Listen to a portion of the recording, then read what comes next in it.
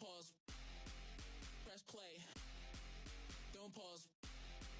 Press play. Don't pause. Press play. Don't pause. Don't pause. Press play. Press play. Press play. Press play. Press play. Press play. Press play. Press play.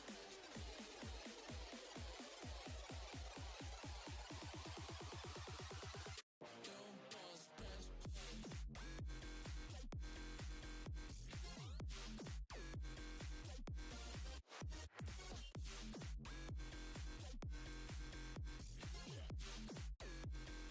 I wanna hear what you got to say.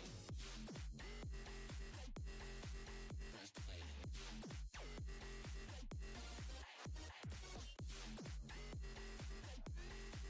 Press play. I wanna hear what you got to say.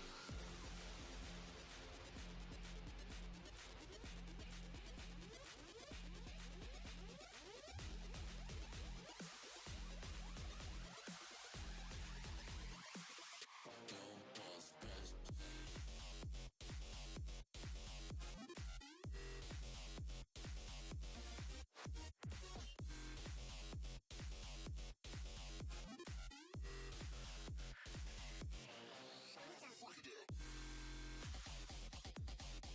Press play.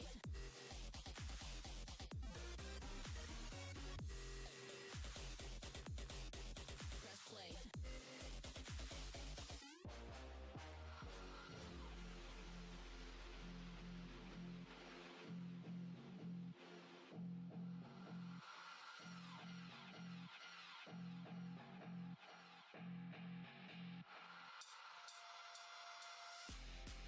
Don't pause.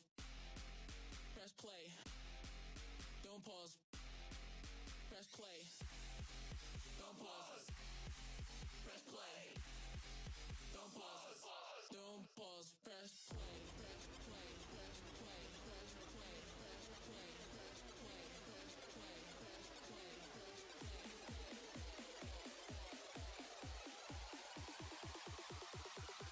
Don't pause. Press play.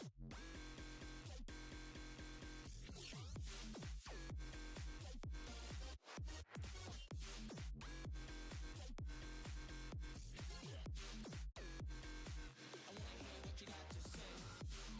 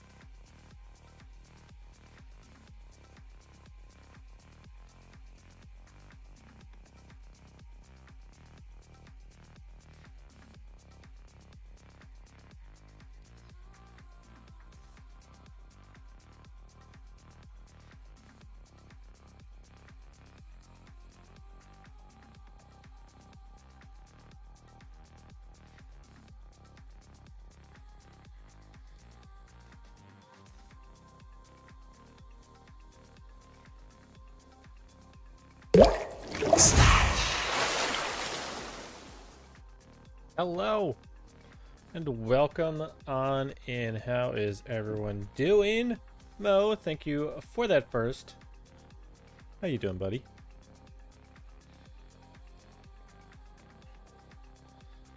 So, here's what we're doing tonight. We kind of got a whole bunch of things to do tonight.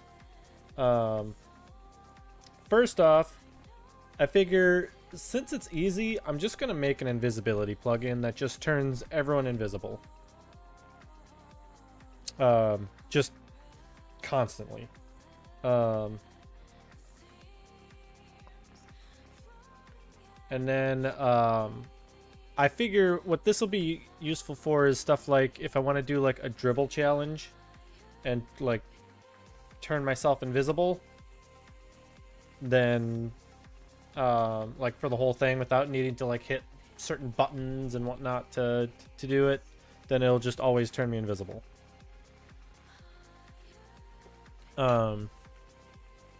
Secondly, we're gonna do some Rocket League. Thirdly, we also have some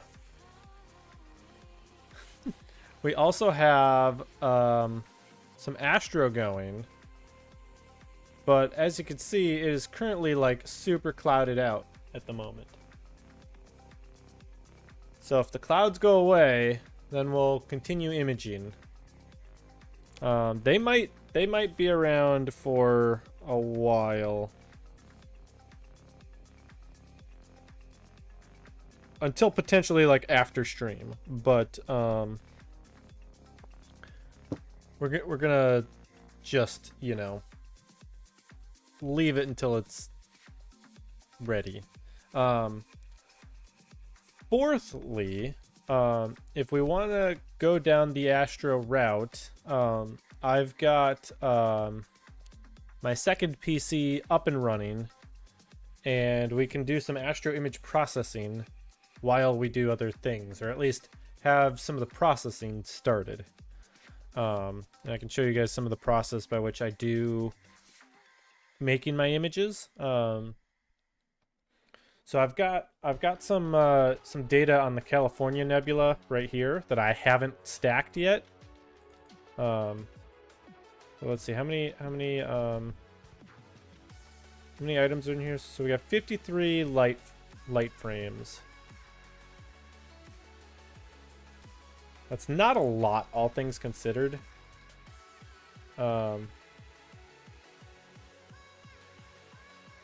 But we can still try it and do it, you know, see what we get.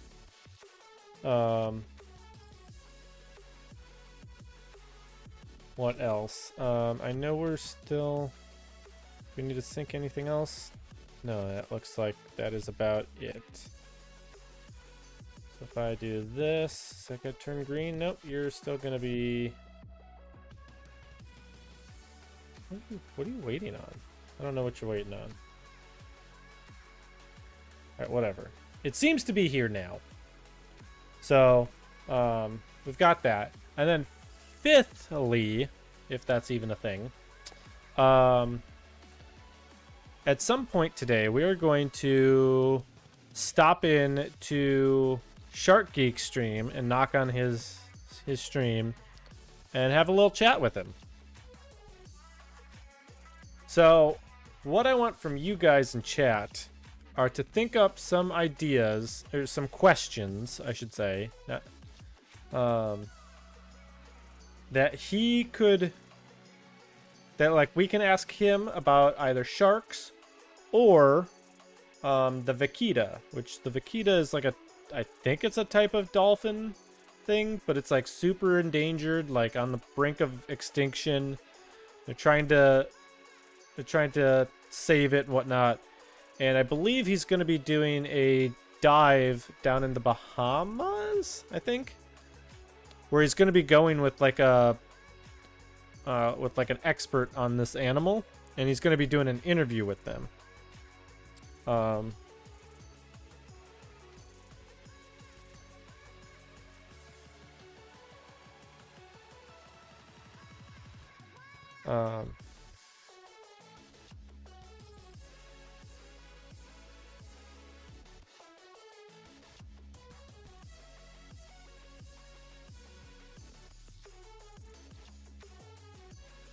I want to pin this message.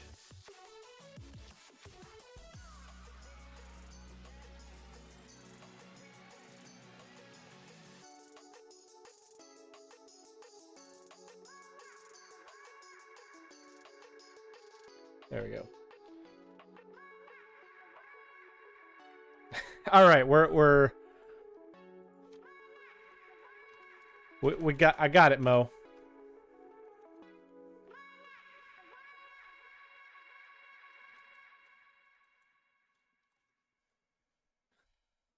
So Mo, I think you're gonna find this funny. So like, you know, I just said that this thing is like endangered or whatever.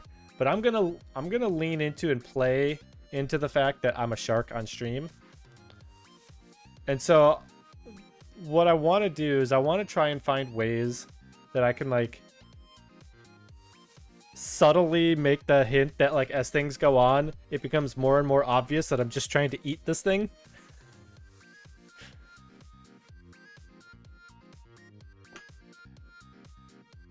You know, and like obviously like, you know, he's just, you know, he'll probably get like more and more flustered of like, we're not trying to eat this, you know, like stop trying to eat it. But I'm just gonna like keep like add in like subtle things. At least that's my intention, is to play it off like that.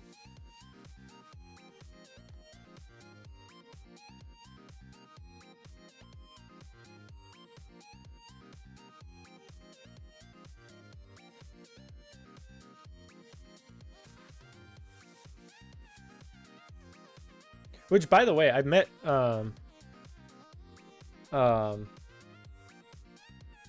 Sharky when I was down in Florida.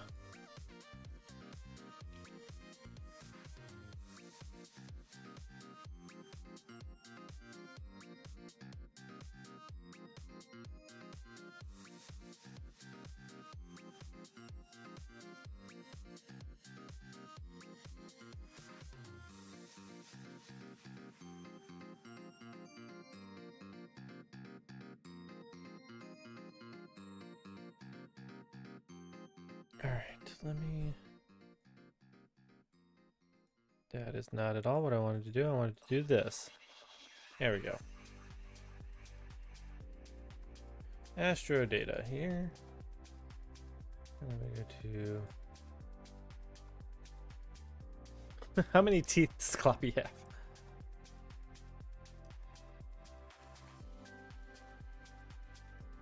I'm writing down all your questions in case you want to actually ask them. Wait, where did that data get saved to? Oops.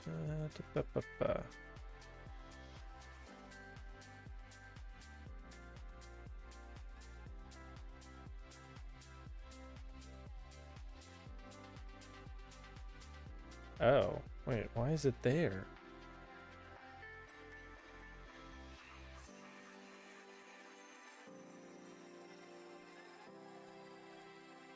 Alright, hold on here.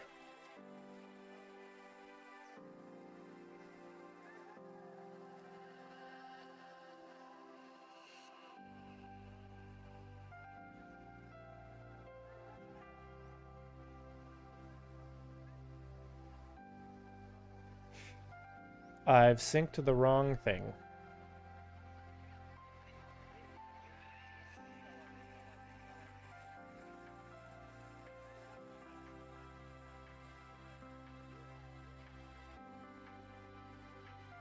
No wonder that was weird.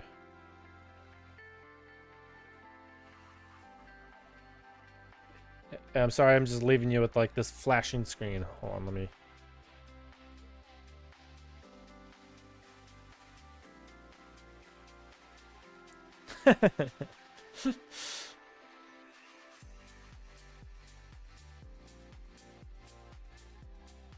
and we'll probably have like a shared chat.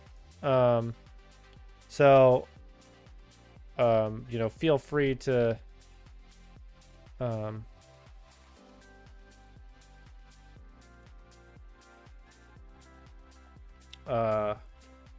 know, ask a bunch of these questions when we do that.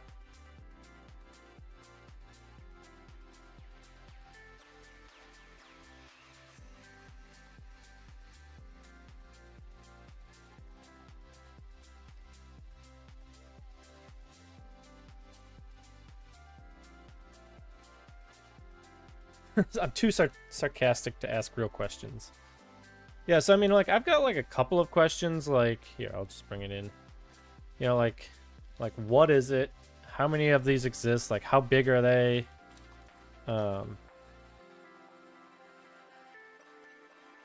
You know,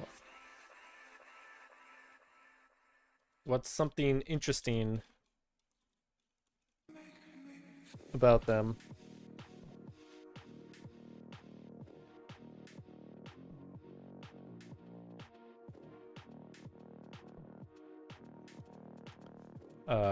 Let's see what else.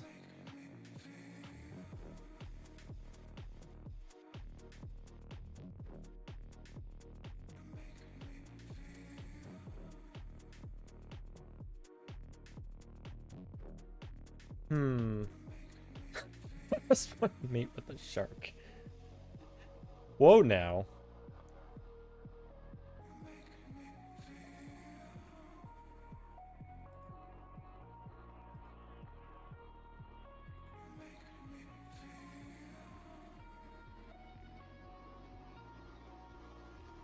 Mo's getting a little personal there.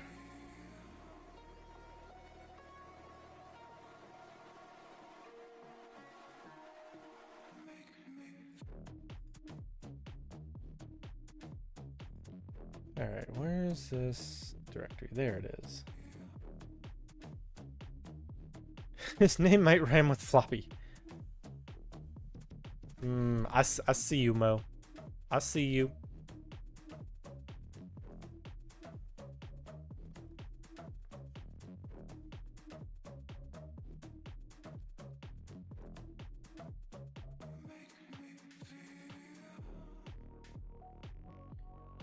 I have a feeling this is like still like syncing data.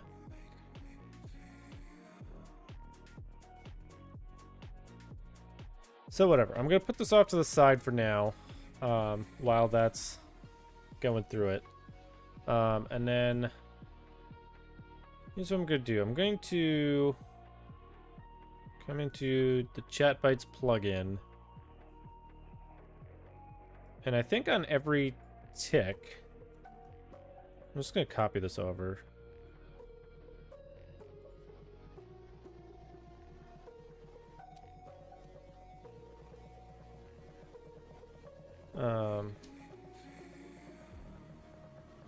If not server, return.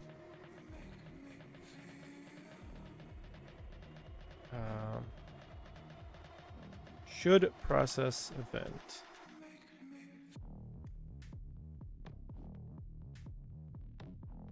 Oh, this is not the state that I wanted to be in for this, but I think it's fine. Actually, no. Let's get back to like the regular.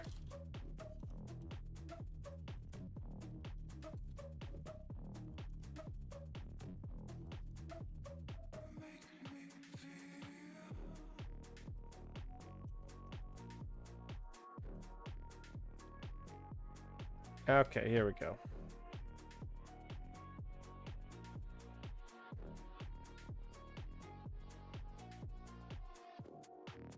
All the bots coming out tonight. Kind of weird.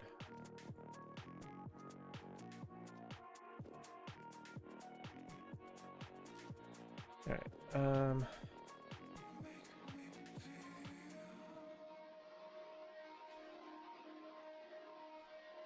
I don't need to do that. I already have it.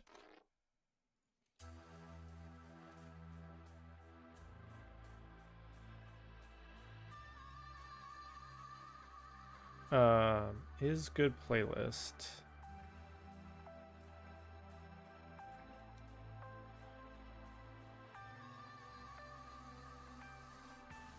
You know, let's make that a method or function.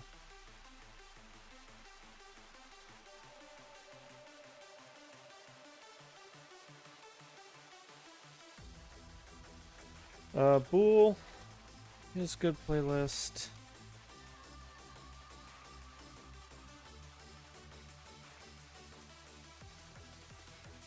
So then I can just do this.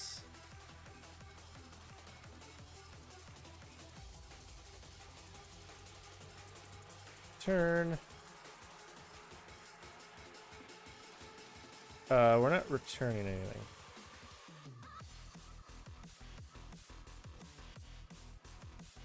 To do. Make cars invisible.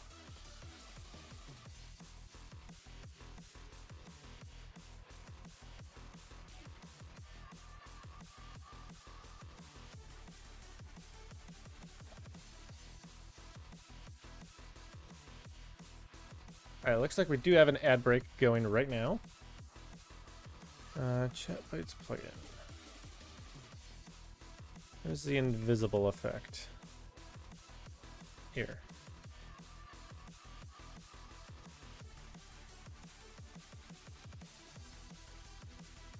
Okay, so we just have to, like, get all the cars.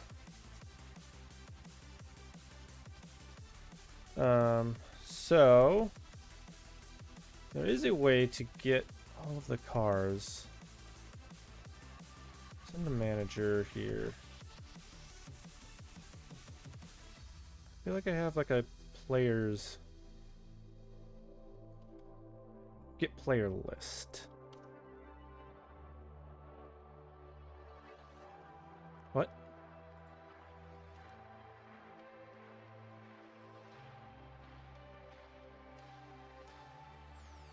Oh, here it is. There we go.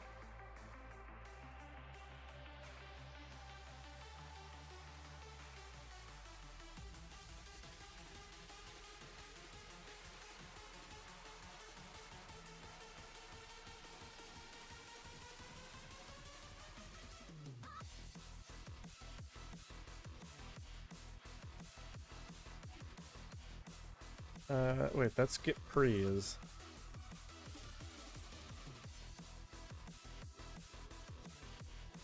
I don't want like the actual car though.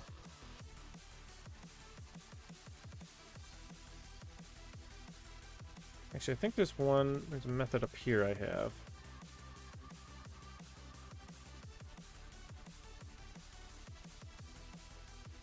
Oh, that's just getting the...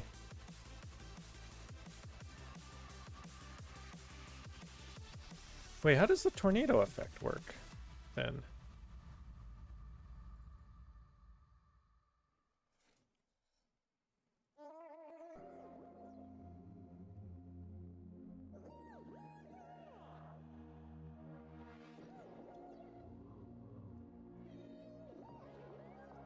Oh, it passes in a car. I see.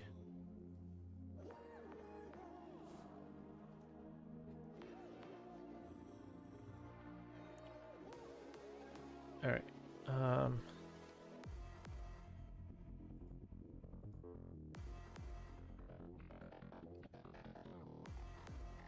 right, we're not gonna drizzle this.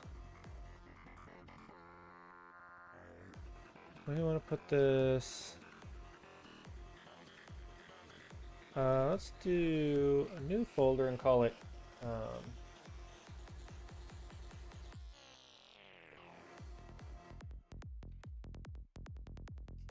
we'll call it that.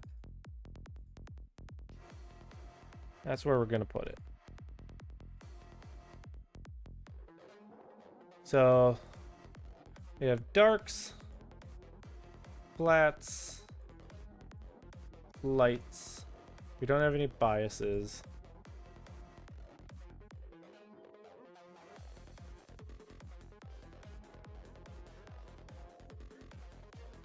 All right, so we're gonna run this. And then I will let you guys know when it's done.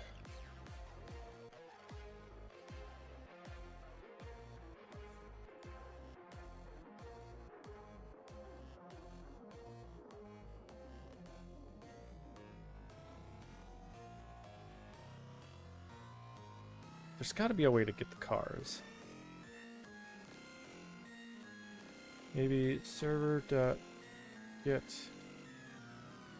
get cars.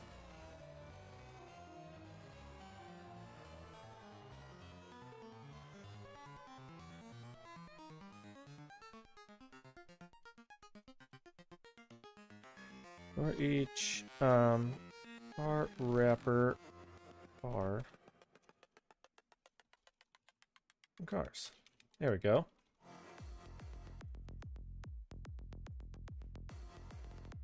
If car wrapper dot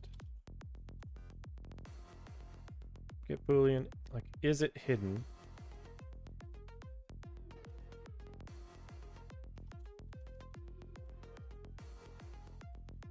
I guess if it's not hidden, then set it to hidden.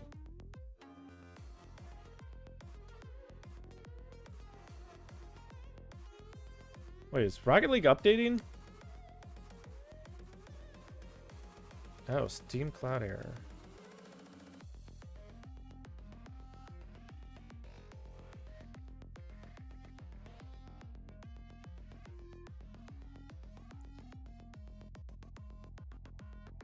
Oh, we also have a rocket launch in 10 minutes.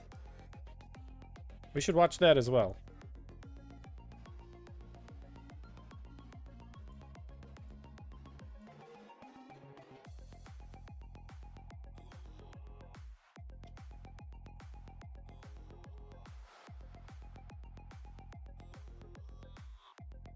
Write a plugin description here. All right, so if I go to like a workshop map like this, is it gonna set me to invisible? It sure does.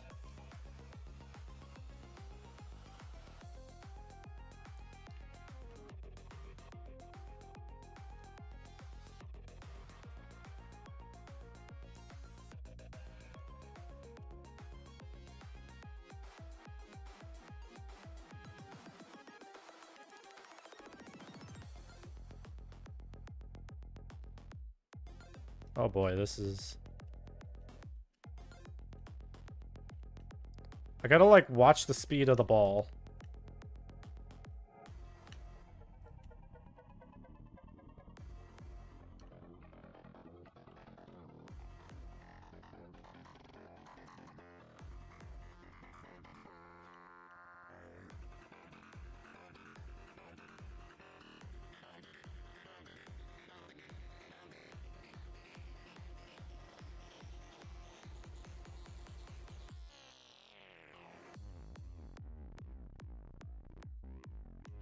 Oh god, that's actually harder than it looks.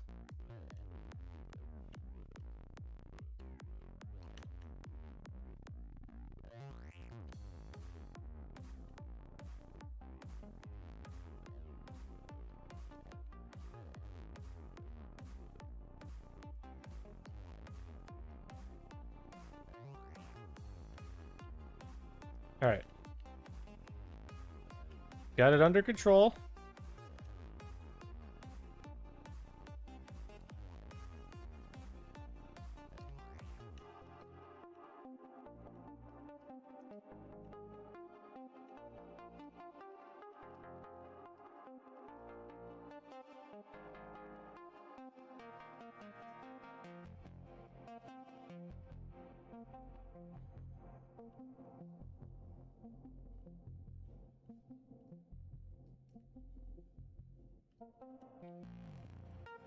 Well, we lost it there.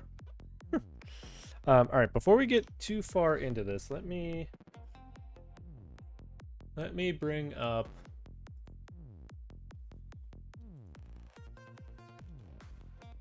Twitter.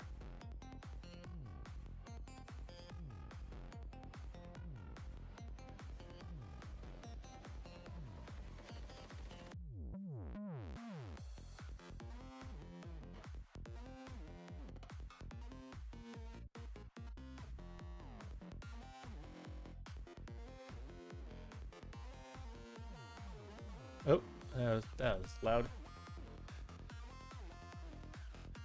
I don't want picture in picture. Yeah, here we go. I got the live screen open. Oh,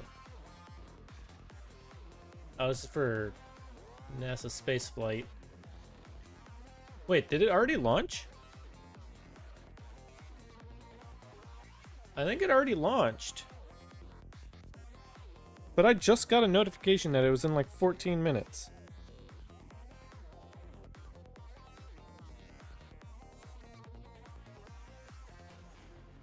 Oh, it's already launched.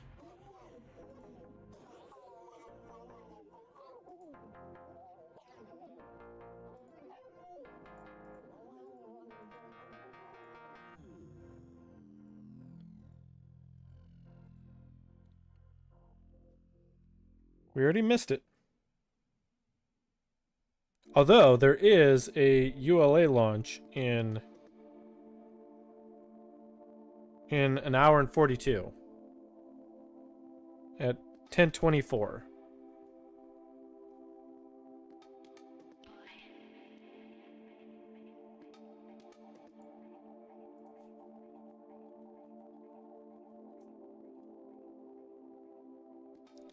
I just want to watch this real quick.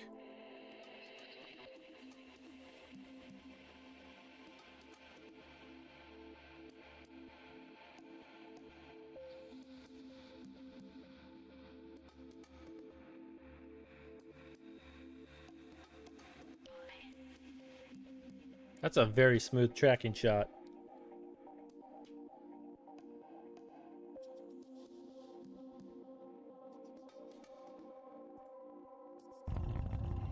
Can you guys hear it now?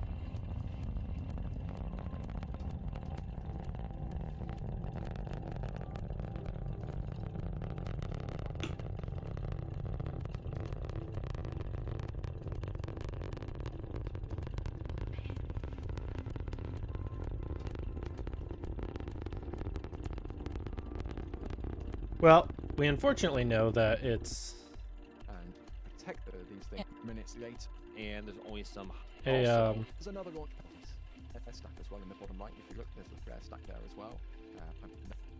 we know it's a successful launch already.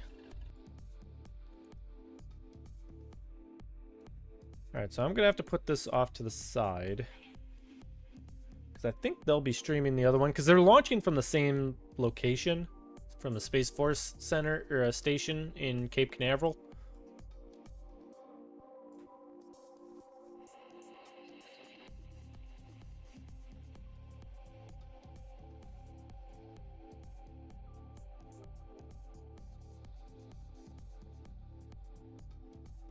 Oh, hold on. Do we have some clear skies? No, we do not. So this one is clear, but the other one is not. Hold on just a moment. I'm gonna look out the window.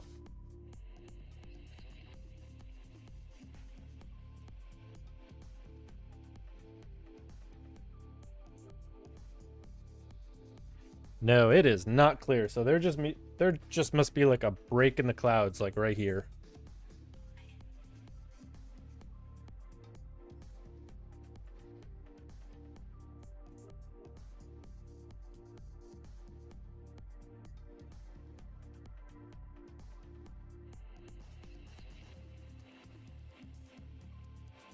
Where is it? Is it PCH?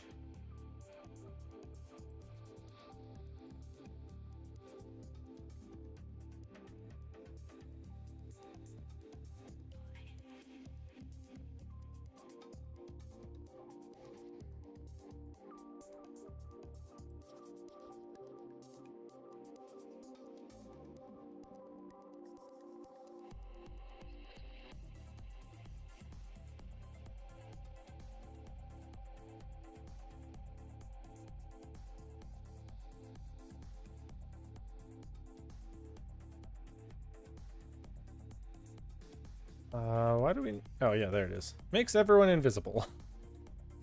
Great.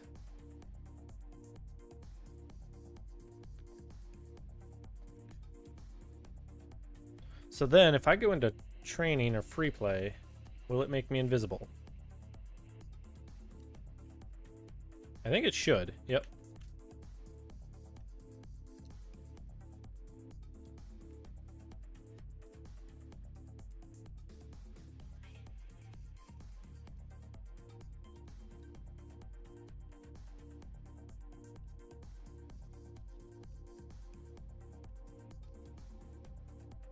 It's kind of crazy, like how... Oh, now I really don't know which way I'm going. like based on just like the way the camera moves, I can sometimes like tell like which way I'm facing.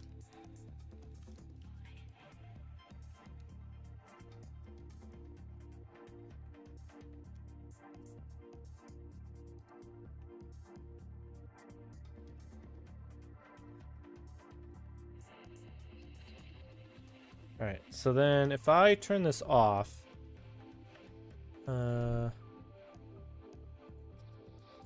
I think I have to come here. Yep. Okay, and then it just turns off.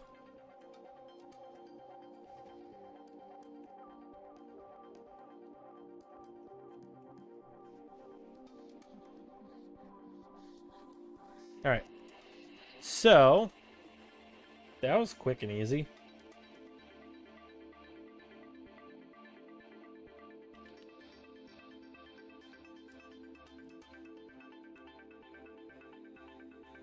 So I guess let's play some Rocket League for now, since we can't do much at the moment.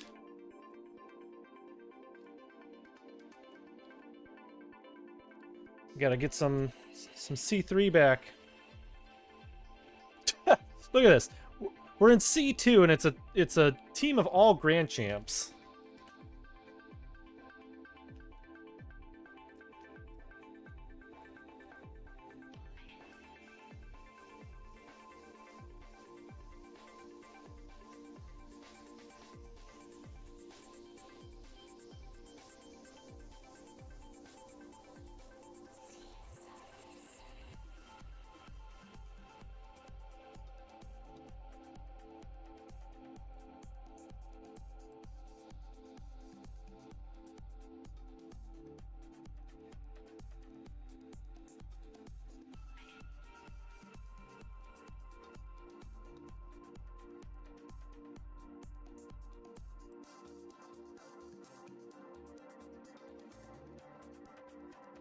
Oh boy.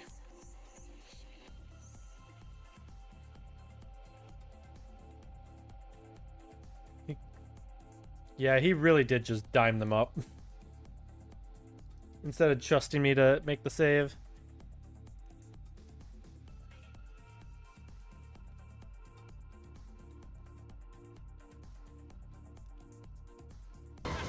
Hey, designed by Dave. Welcome back. How you doing?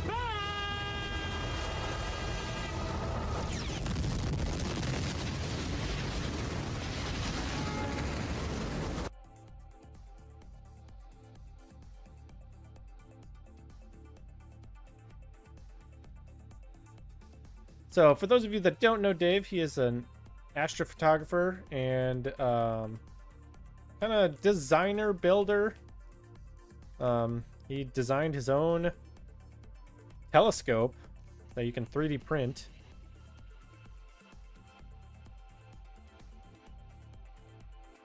Let me get you a shout out here.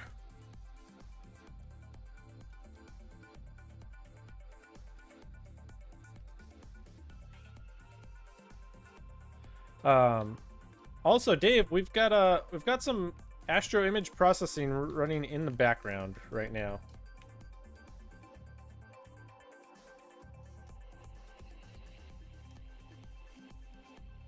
So I've got like a small amount of data on the California Nebula, and so I've got a second PC just like stacking it at the moment.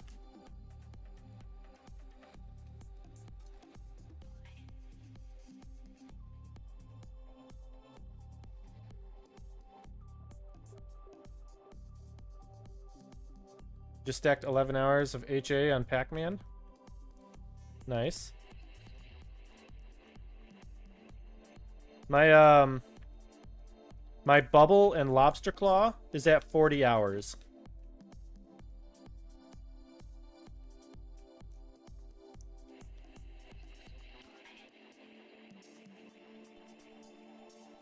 It's a 2x1 mosaic as well.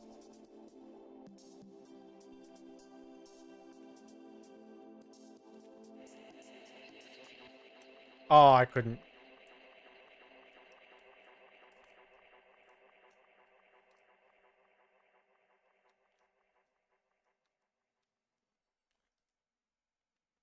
But yeah, the in California, I think is maybe only like, I'd say a max of not even 6 hours in SHO. But like it's such a like, you know, bright target that like I'm sure we can get something usable out of it. Plus I want to see like how it looks calibrated the way or like color calibrated the way that like I've been doing it recently. Cuz I've been using a different method from that's not narrowband normalization.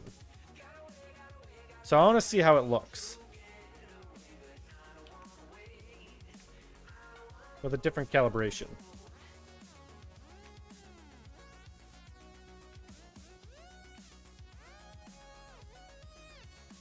Which is one of the reasons why I wanted to do it tonight.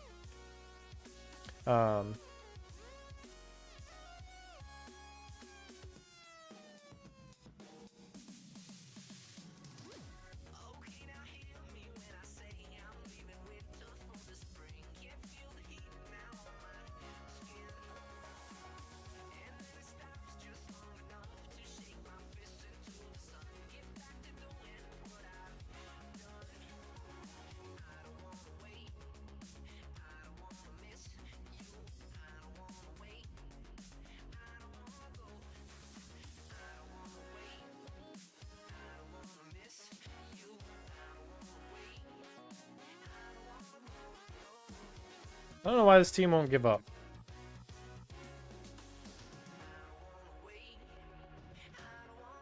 That was a nice one.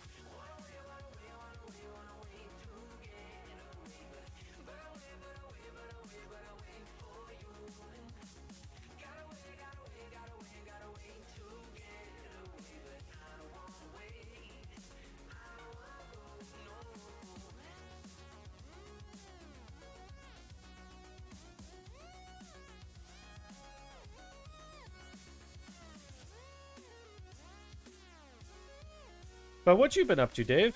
How have you been?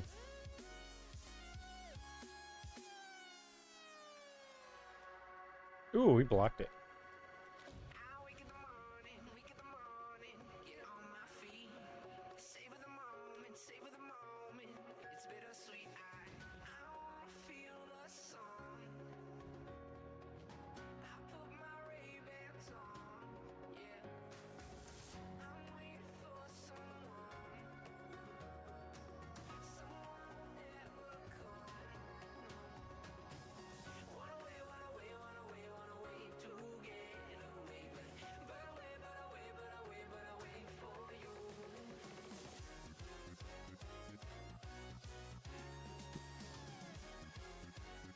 Do you have a good Halloween at all?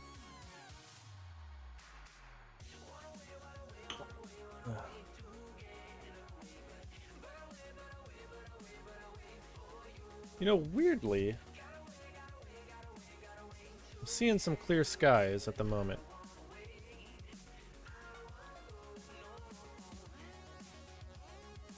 I have a new DBS 150 tube that my friend is painting for me.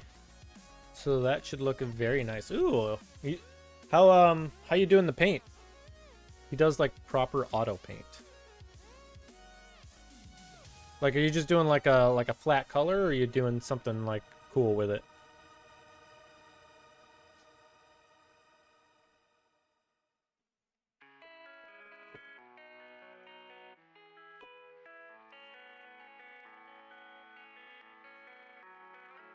Alright, we are just about done with this here.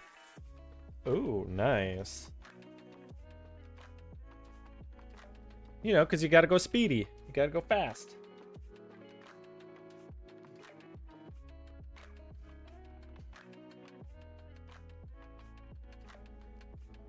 Alright, I gotta bring up some notes for myself.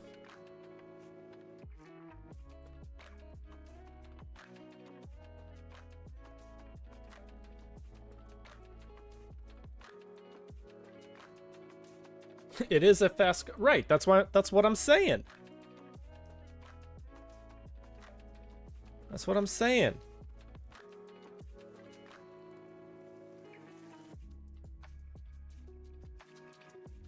All right.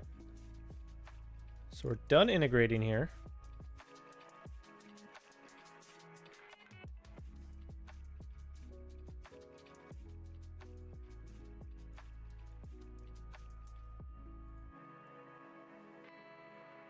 Open.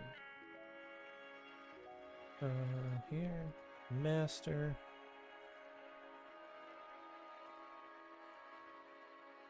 These three.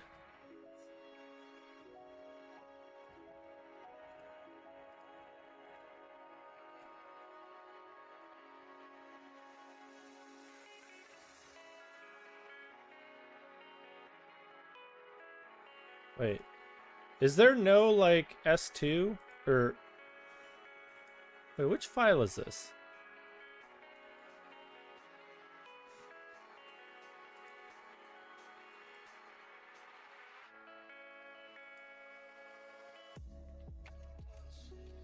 Hold on. Let's open up some light files here. Do we got to do like a special palette here? Like an HOO or something?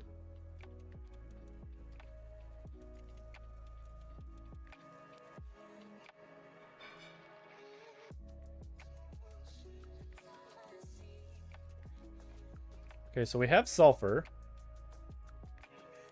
Do I have like no oxygen? Also, why are these like integration autocrops? Why does it not say what filter they are? S2O3. Alright, let's start with the S.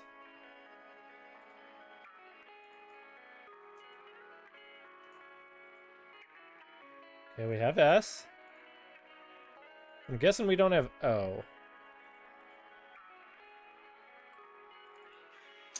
Yes, we don't have O. So we might need to do something funky.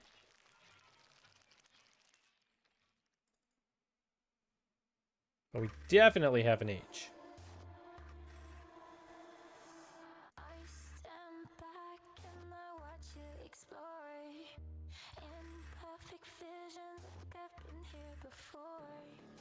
Alright, so let's do this.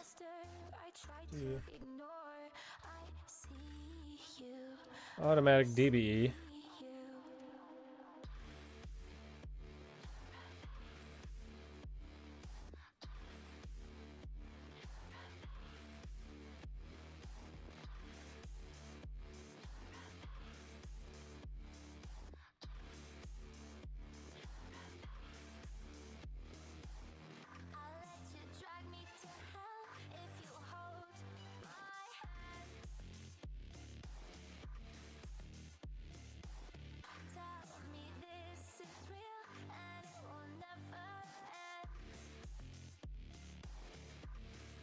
I don't care about the extracted background.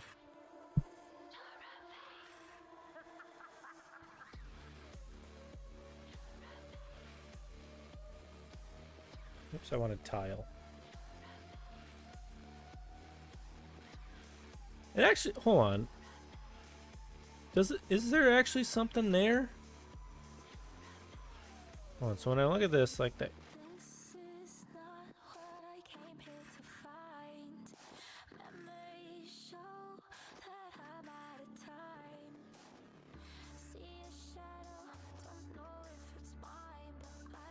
I mean, I guess this is all linear.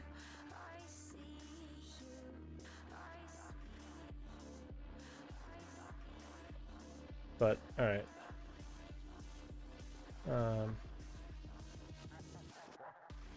Process image container.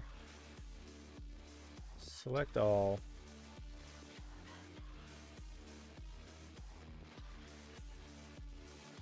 Let's do our blur exterminator to start.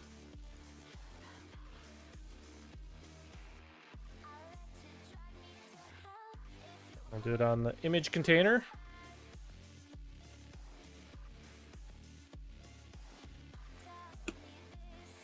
Also, Dave, we are going to be stopping in with Shark Geek later. and we're gonna have a chat with him about vaquitas, a type of dolphin, I think. So if you have any questions for him and questions for a marine biologist that he's going to be interviewing about the vaquita, make sure to start thinking about any questions you want to ask.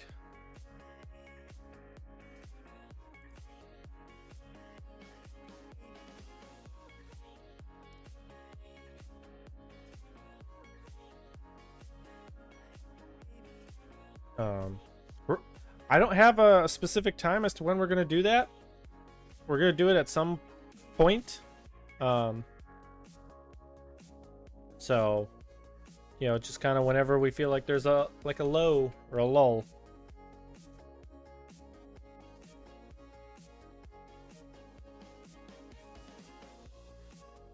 I mean, it's weird, but we've got like we're getting time on the target.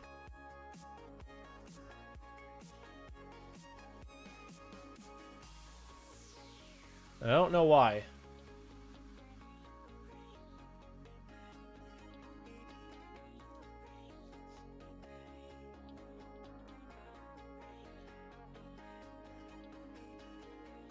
Hold on.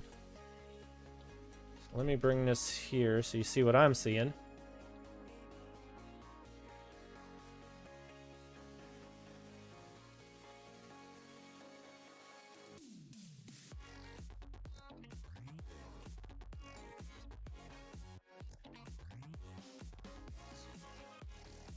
So I'm just gonna keep letting this go on Andromeda for now. I'm just gonna put this off to the side.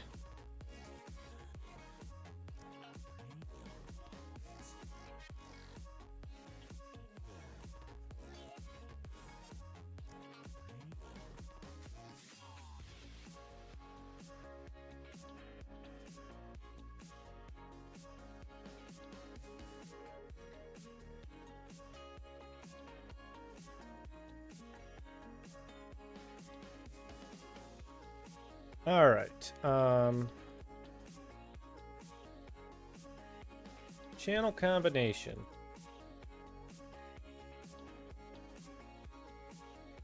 So let's see what an SHO looks like.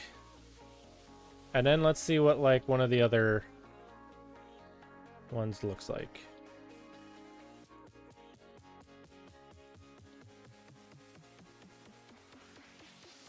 Where's screen transfer? There you are.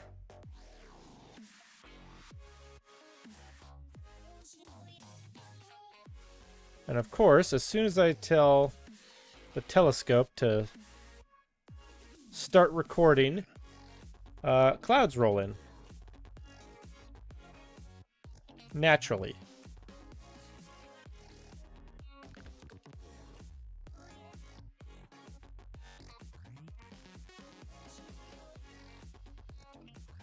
All right. So that's that. Let's also try an SHH.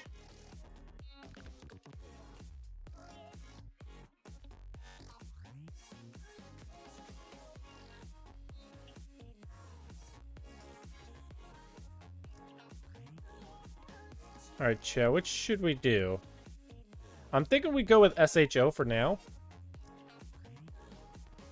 I'm gonna leave this off to the side.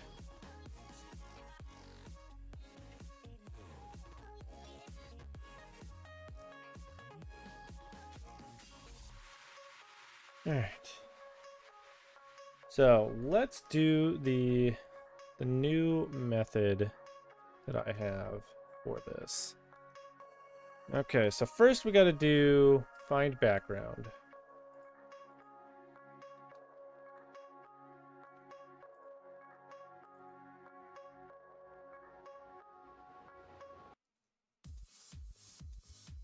Then we're going to do some background neutralization.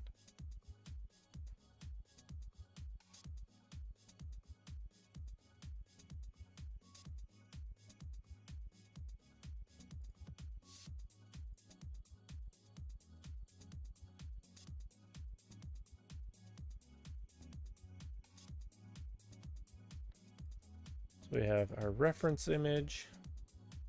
We have our background.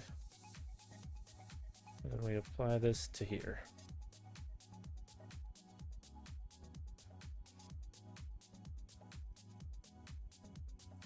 All right.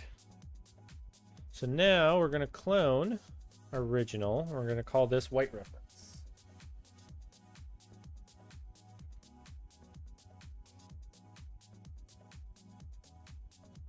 This white reference, we're then going to run star exterminator on it.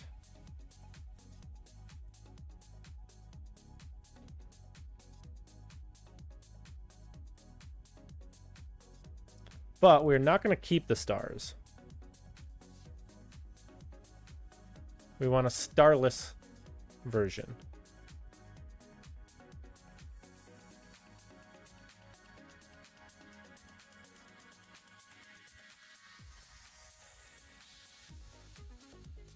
All right, so then we create a preview in a section of like essentially like the nebula. And then now we come to color calibration.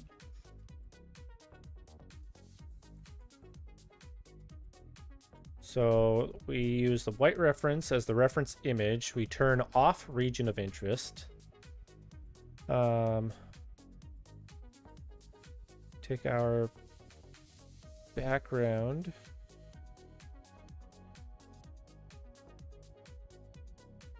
Hold on. Use background from SHO and then apply this to SHO.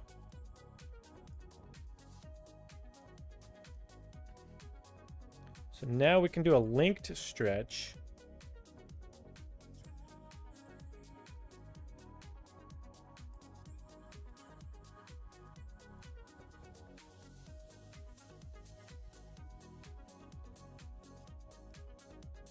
Okay. This background we need to clone.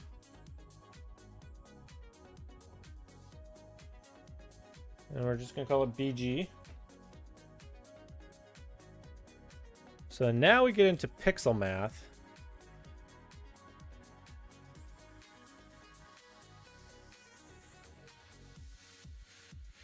We've got a formula that we're going to use here. Fortunately, I cannot copy and paste it in here, so I'm going to have to type it. So it's sin t minus the median of BG times K plus the median of BG.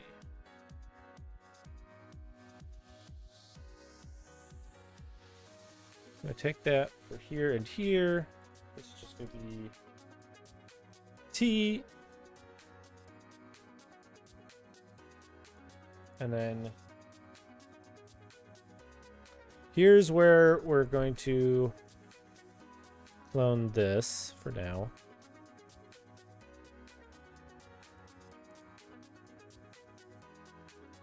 So now, ultimately what we're doing is we're trying to match the levels of essentially green and blue in this case.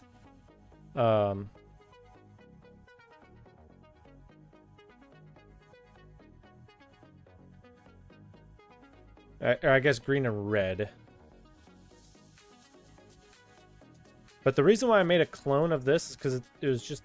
I found it easier in PixInsight to create a clone, and then I'm able to go back easily.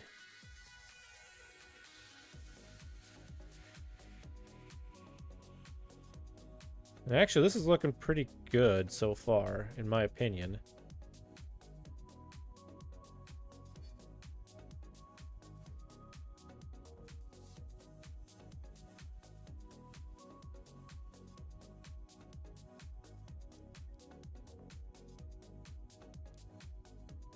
So this is a 2-1-1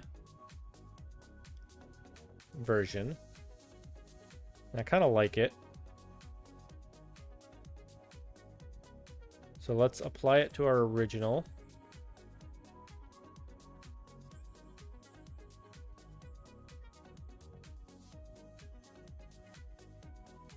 Yeah, we don't need that anymore, and we don't need that anymore. So we've done a color calibration. So now let's do a correct magenta stars.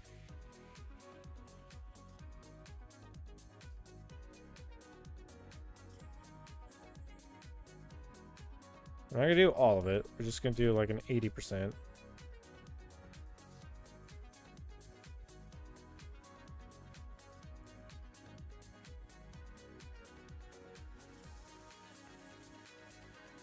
And then a repair star cores. Just to fix any that might have like a weirdness to them.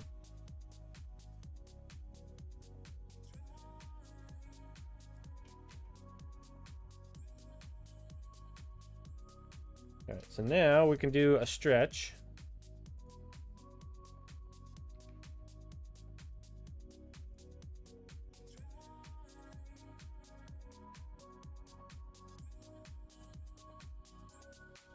Let's see what we get here.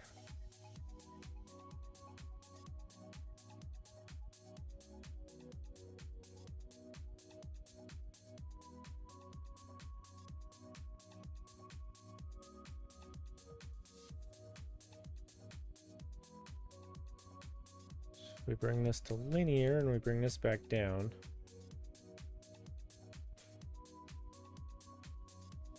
That's stretching way too much. Well, I gotta undo the previous one.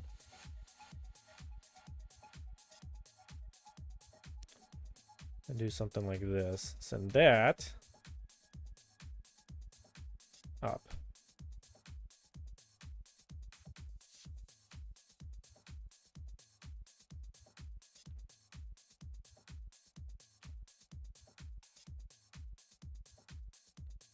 Now we do Star Exterminator. Should be up here. There it is.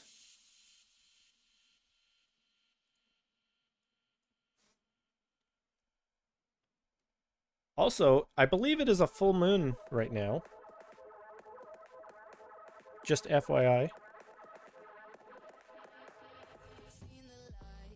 And I think it is a super moon.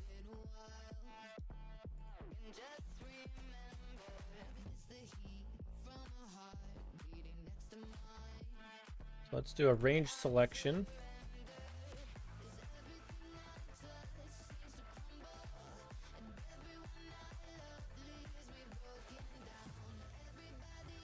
Let's do that, and then let's increase the smoothness. Feather it a little bit.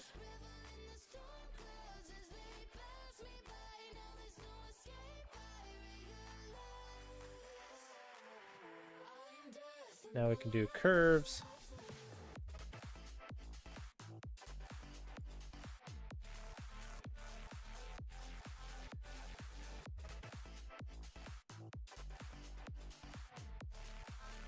Actually, I don't like this mask.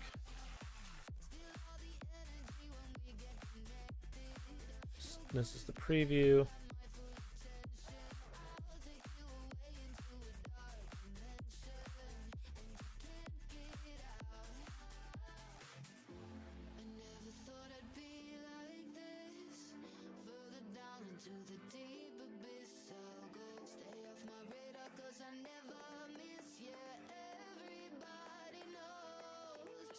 All right, now let's do curves.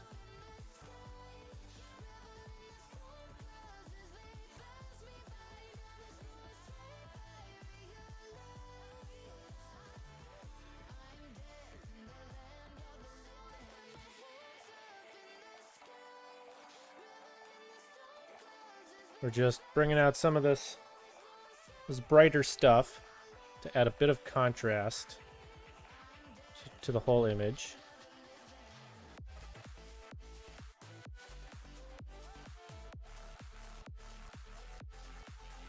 Then now we come back and do curves again over the entire image. And what we can do is we can brighten up these lighter areas and then kind of increase that transition between the two.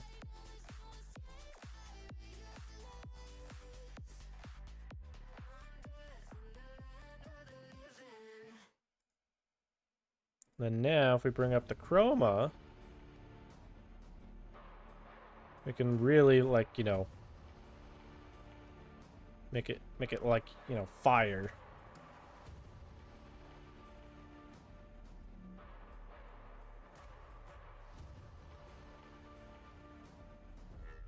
But we're not going to go too far. Okay, this is a preview. So now let's do screen stars. Oh wait, hold on, before we do this. Now we should do noise external. I like to do it like just before bringing the stars back in.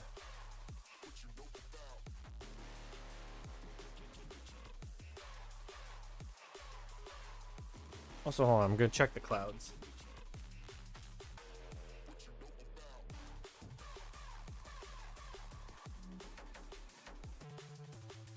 I think we've got a window such that I can actually image.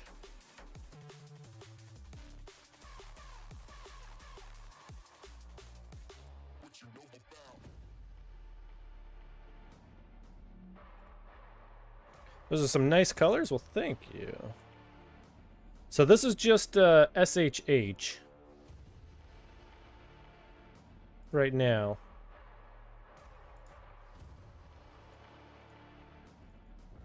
But let's bring the stars in. Oh, God. I hate it when this happens. Like, you have to come in and hit like F12 on both of these. You know, I just assumed it's just HA, but I guess there's some other color in there. Yeah.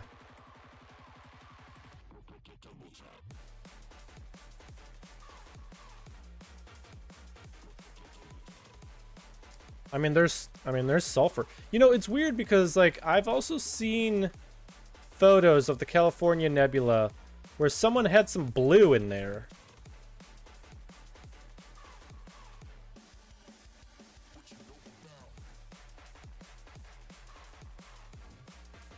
And actually, you know what? We could maybe add like a synthetic blue using like pixel math or something.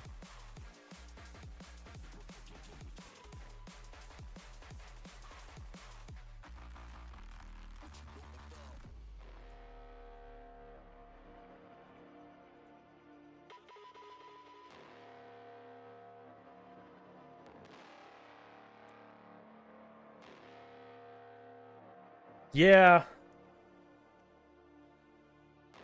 And I wonder how they got that. How they did it. In fact, you know what? Let's try it. Let's see what happens if we do like a pixel math. Damn it. Pixel math.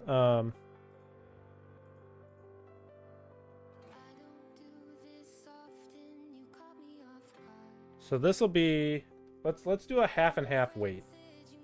So the SABDE times 0.5 plus H.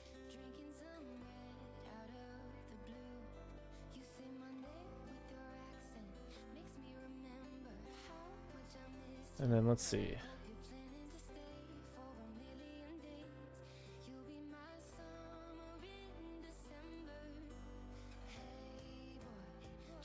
I want to create a new image. Yeah, I want to create a new image. It's going to be grayscale.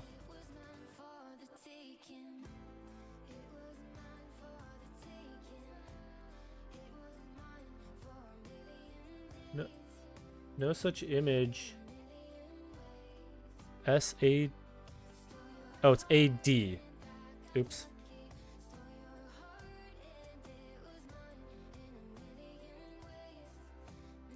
So let's see what our, like, synthetic blue looks like.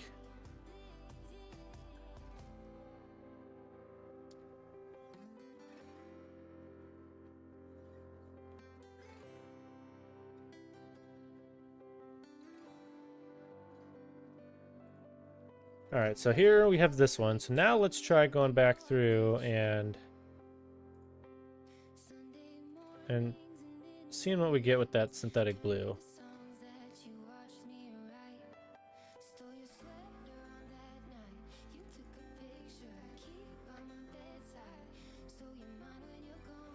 Just call it blue. Yeah, arrange icons, and then we want channel combination.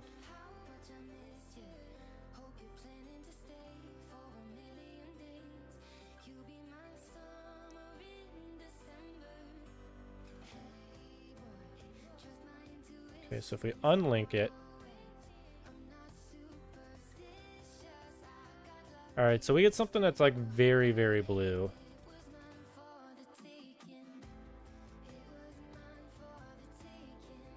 But I think if we do, let's call this like fake for now.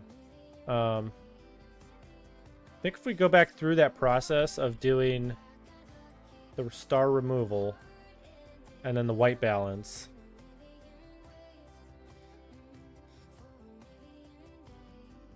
I wonder if we'll be able to get something cool. Actually, you know what I should have done? I should have made it a little bit weaker.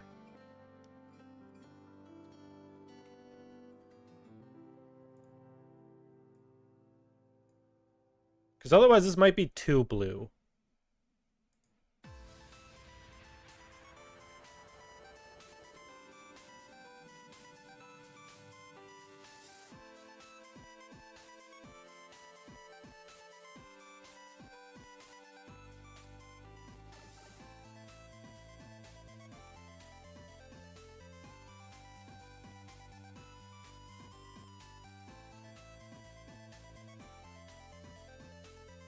Oh, we got clouds coming in again.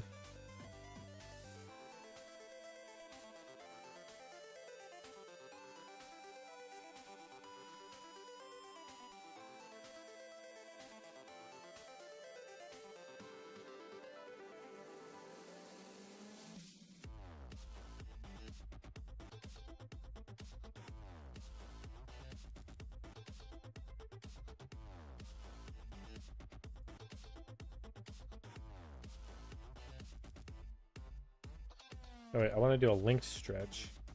Yeah, see, it's still very green. Oh, wait, no, we had this issue before. It's fine, I think. Because this is when we get into pixel math. And then we balance.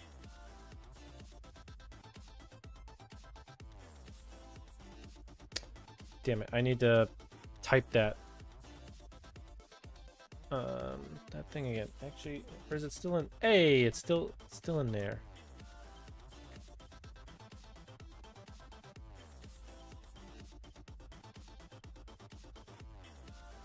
All right, so okay. Equals 2. I think for here, we'll just do like 1.3 or something for now.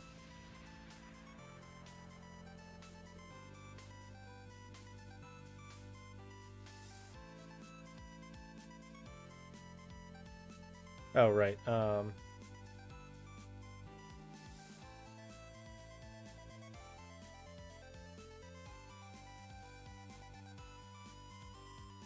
why did I do that? That's not what I wanted to do. I want to do it on here.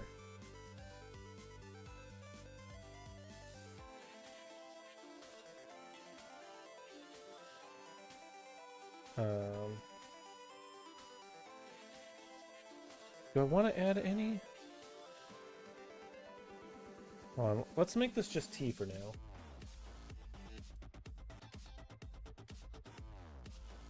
And only increase the red.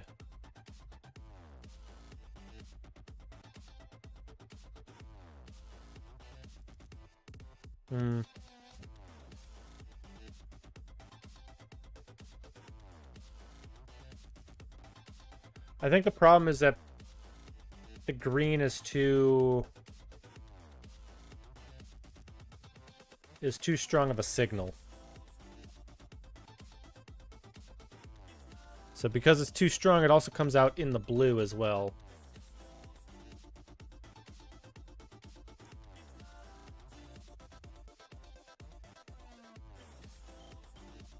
All right. I don't think that's really going to work unless we, like, make it some weirdness.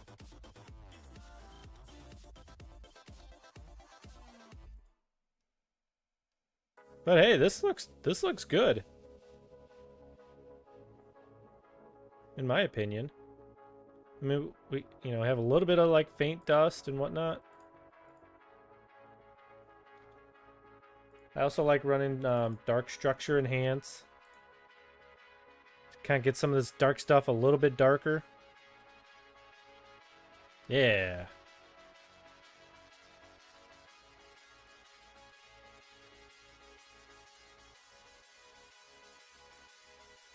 We haven't clipped our blacks or anything like that, so... Alright, how much time is this?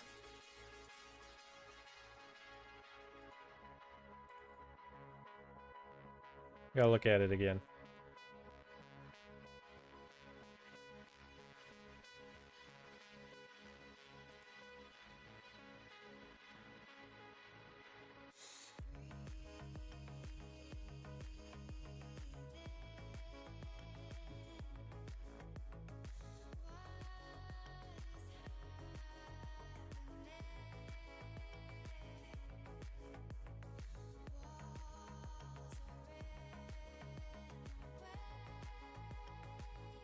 Oh, 4 hours.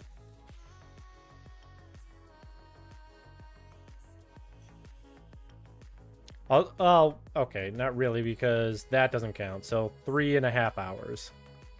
Like, there's no... I don't think there's any oxygen in there. But... Alright. So I'm gonna leave this... Do I want to leave this for now? I think I might have some other data I can pull down.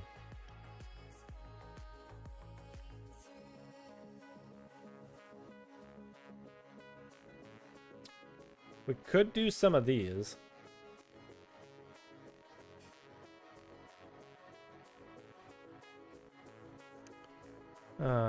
Actually, hold on. How we do? Oh, okay. How we doing? Oh, not great.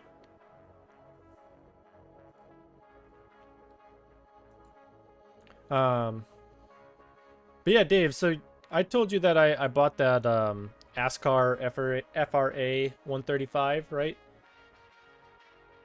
The little short stubby telescope that was on sale.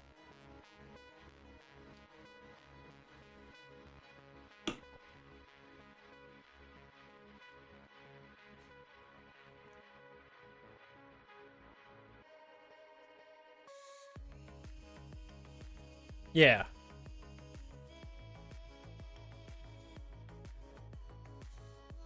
Yeah, it's like it's kind of cool because as you can see, where is it? This one.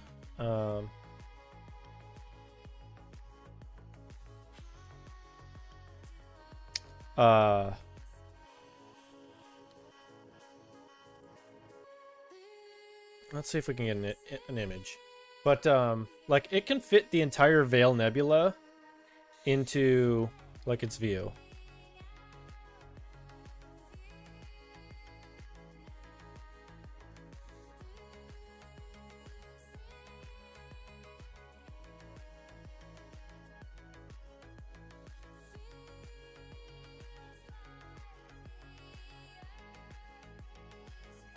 Now, granted, I'm in like Bortle 8-9 skies, so that doesn't mean much.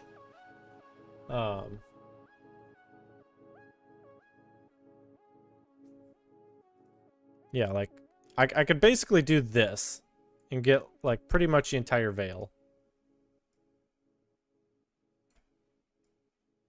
Actually, depending on the rotation, you can get the entire thing.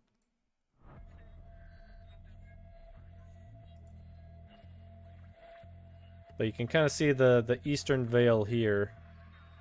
And the western kind of right here. Yeah, I mean, it's the same focal length. It's 135 millimeters.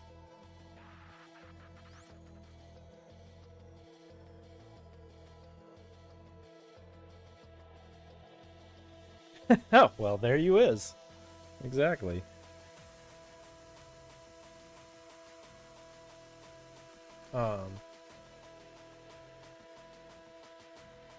See a couple little clouds coming in. Unfortunately, I think we're gonna have like a whole bunch of like clouds coming in and out until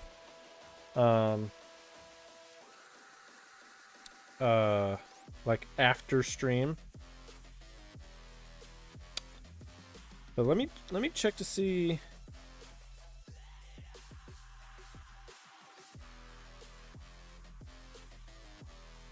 Maybe we can get a live view of the moon. Hold on, let's find out.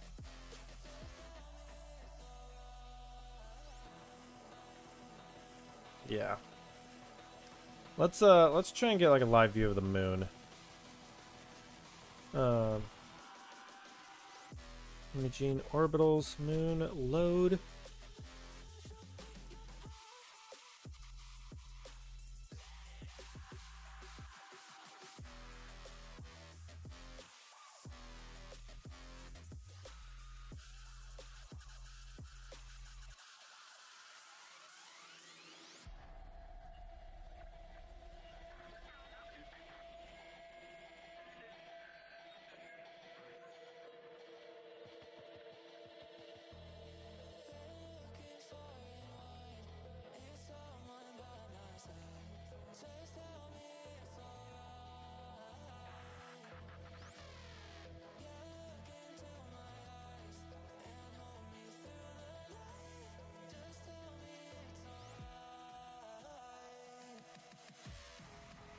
Also, I'm gonna disconnect it from here.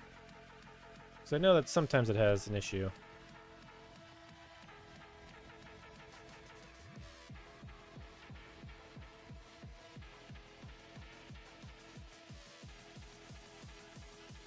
Is it still slewing? No, it's not.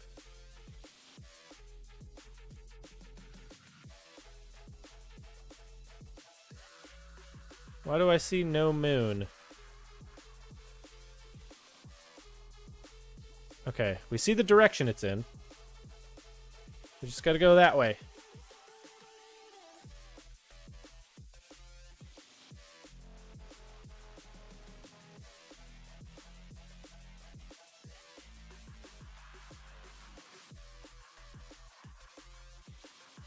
I think it's coming into view.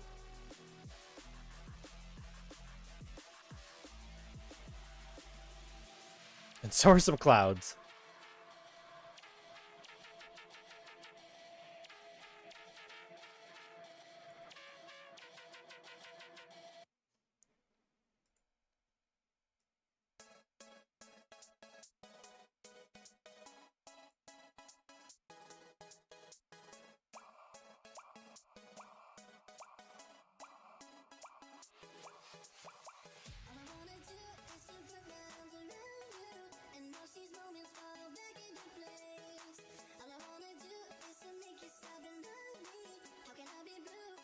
No, why did you do that? That is not at all what you should have done. I'm on like gain 0.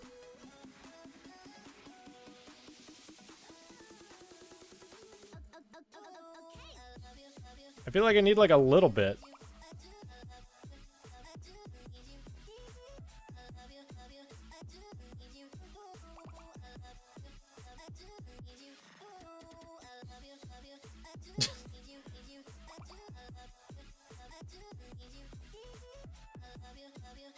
Yeah, let's do two milliseconds.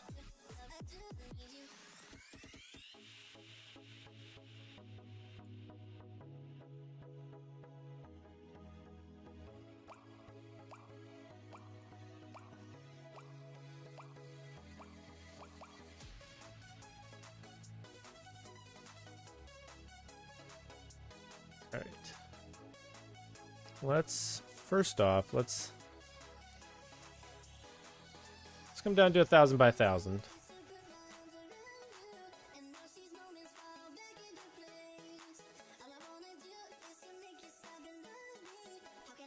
And let's center this.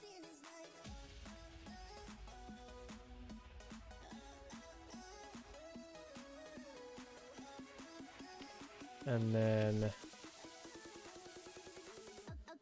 what I want to do is feature tracking.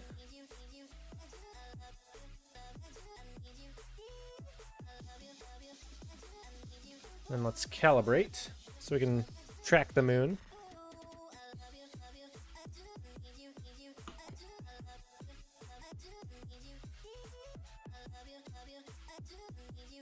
So this way, like, the mount is actually tracking it, not just like the software.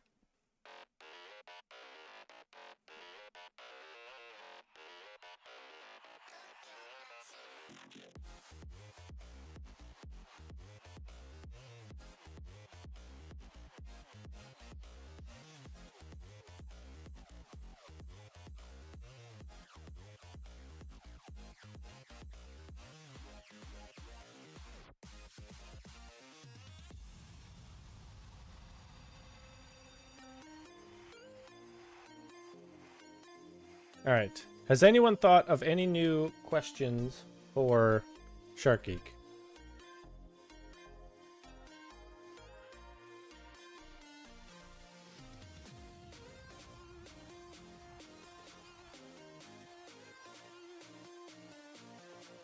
Also, welcome back from the ads.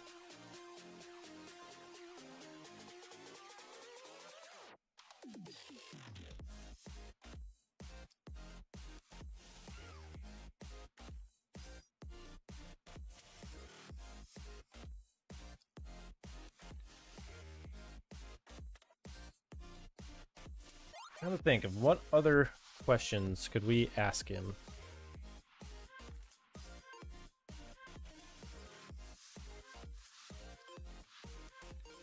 Because I don't know off the top of my head.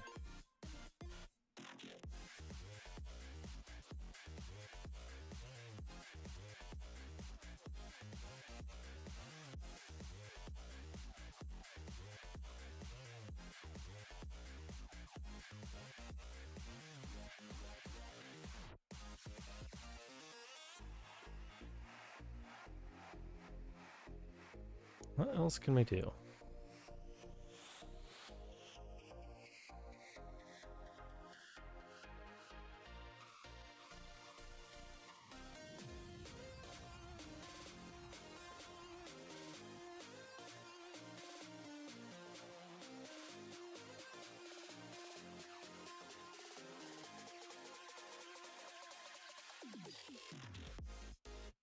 We do have a full moon tonight, by the way.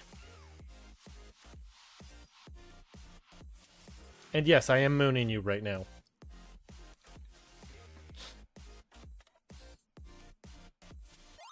As you can see, this is live, as you know, we have all this atmospheric distortion on the moon in real time. Like, that's how much the atmosphere is wobbling.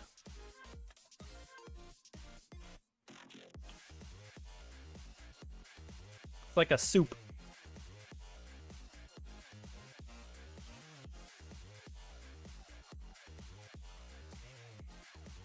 As you just saw, clouds in front of it.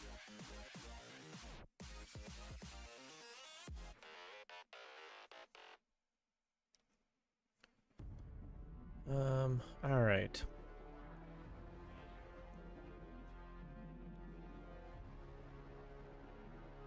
Oop. Oh no! Oh no! Go away, clouds!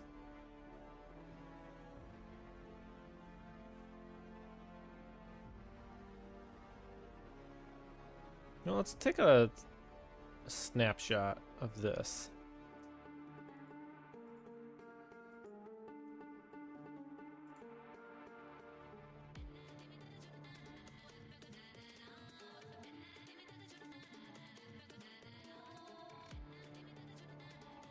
Feature tracking lost.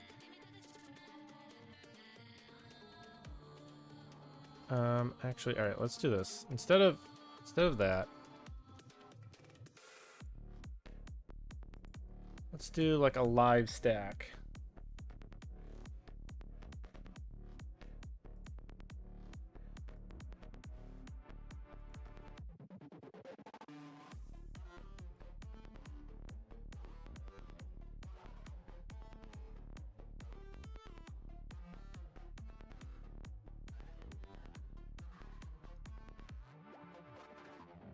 That's a little too overbaked,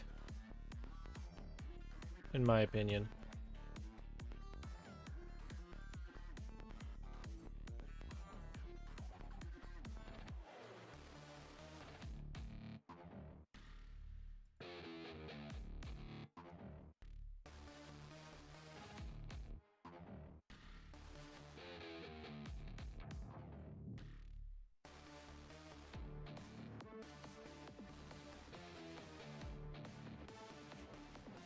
What was the last one here?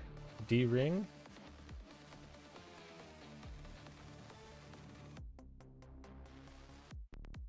I mean, I think that's pretty good for a small telescope.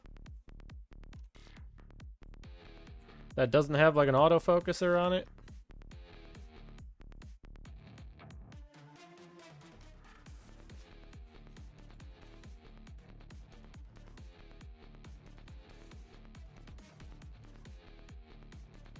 Whoa.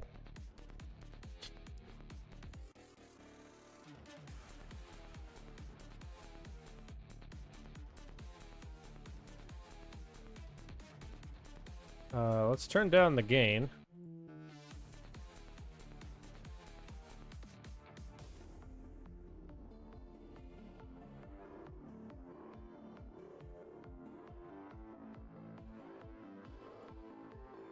Okay, that's looking very weird.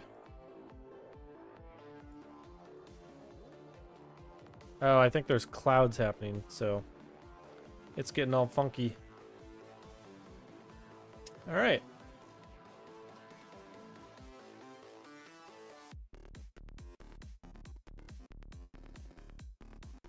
Well, you know what? Why don't we leave this for now? And I think maybe we hop in with Shark Geek and raid his stream live. And if anyone wants to see this, we've got it up that we can show them. What do you say?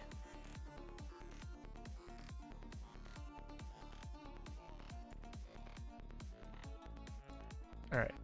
Actually, let me just exit this for the moment. Thank you, man.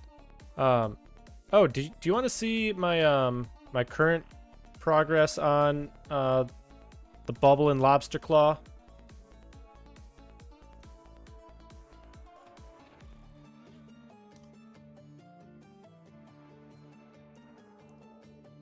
So here's where I'm at the moment. This is 39 hours.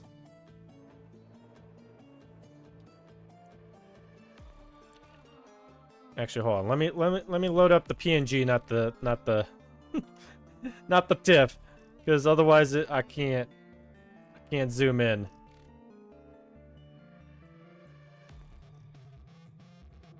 Got the bubble down here. I forget what this is. I always forget.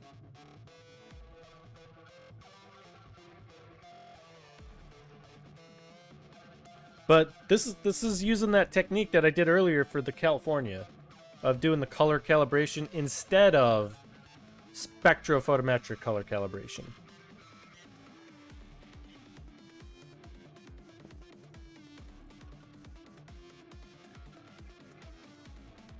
And honestly, I think it brings out some great colors.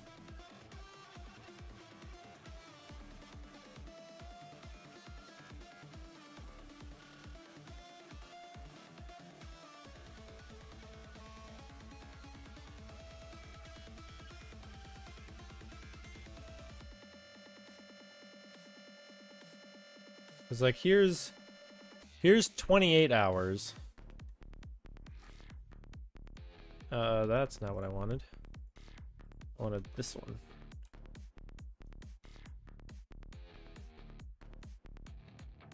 bit different in coloring. But I think I did a little bit better job here processing the dynamic range. Because the bubble isn't like overblown. Like this one's a little bit too bright. You can see this one very well.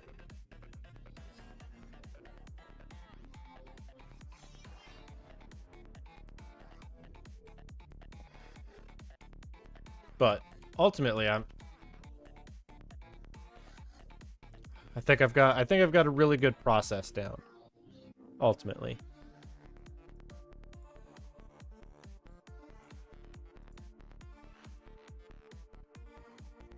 So,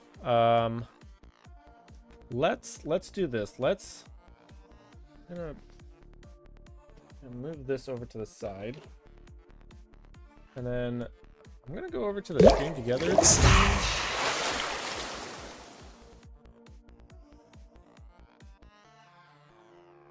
Oh, it's just the center screen desktop. All right, so I'll leave this here for now.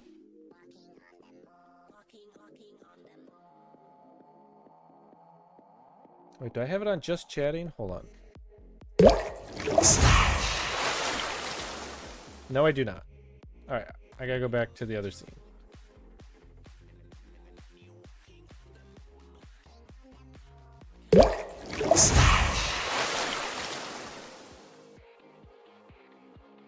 Hey, Big Amy in the house. How you doing?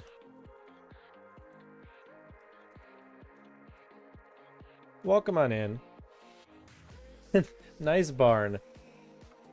Good. We've got a couple things going on tonight.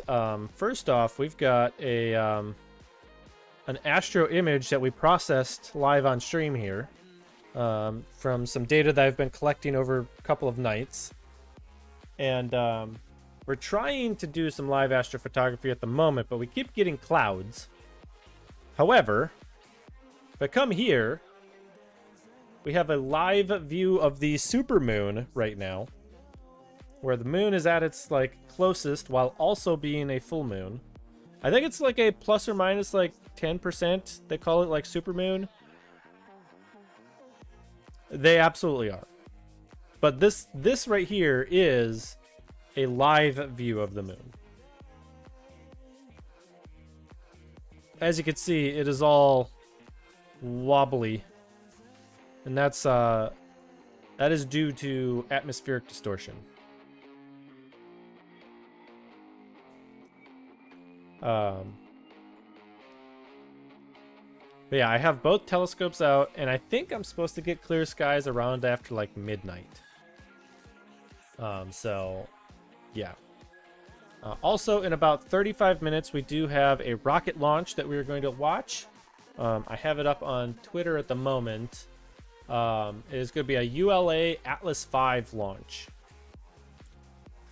And so that'll be launching from Cape Canaveral Space Force Station. And then the other thing that we're about to do is we're going to kind of like knock on Shark Geek's stream, and we're just gonna have a little chat with him in regards to like vaquitas. So if you have any questions for him, start thinking, because we're gonna knock on his stream in a moment here.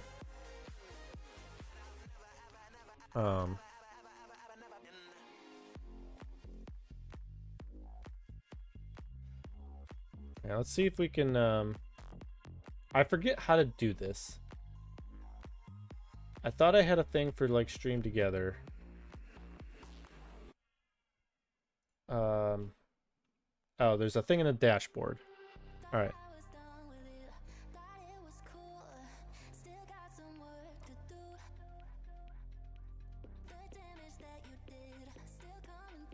All right, I gotta. Oh, you know what? Here, before we knock, I'm gonna set up the overlay.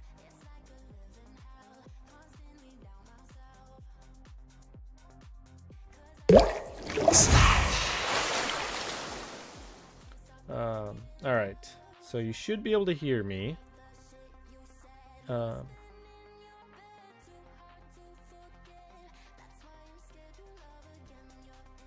Okay. So I can remove that.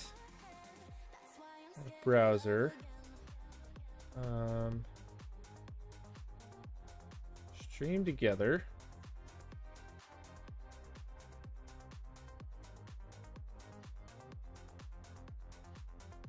So when I do this, I turn my camera on.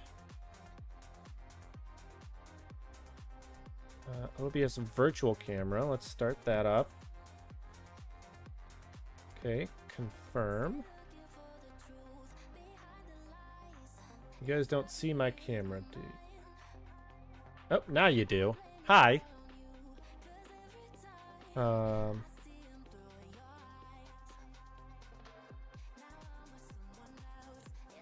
Okay, so we're doing that, and then let me see. If I call in, is he going to be able to hear me?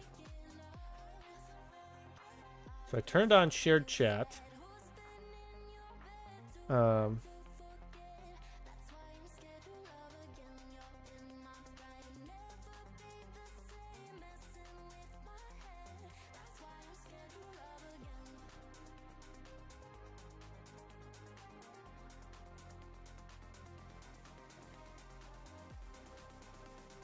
right, let's invite him.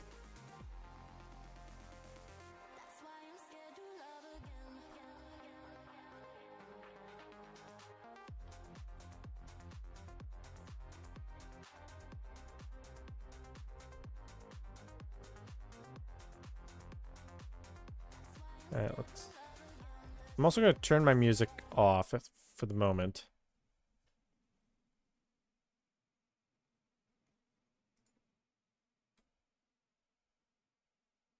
All right, we've invited him.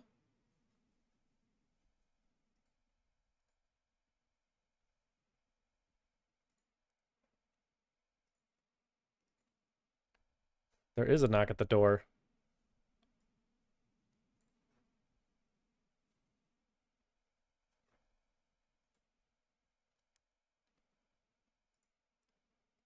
Hello, hello.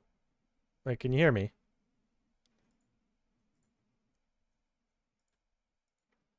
Oh, hold on.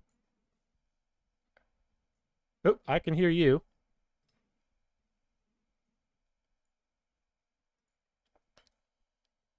So many sharks.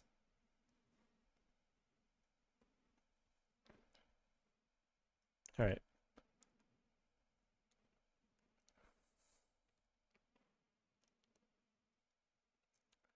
Hello, hello. How's everyone doing? Also,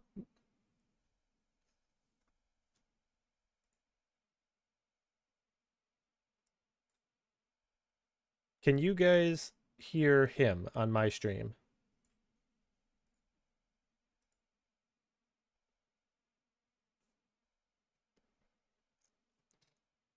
Yes, I can hear you. Can my chat hear you? Hold on. Oh, it went to the wrong one. Can you hear me now? Hello, hello. How's it going? Yeah, it turned out it went to the wrong audio device, of course. Because it can't just be normal.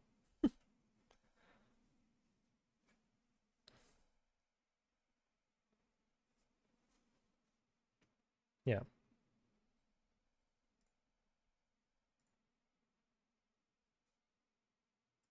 Yeah.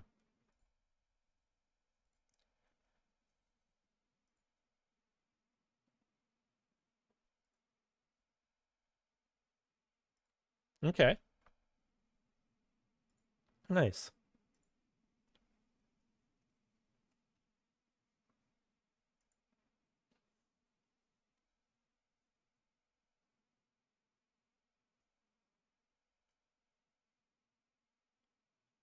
So are you trying to change it for like the make it like a 9 by 16? Is that what you're trying to do?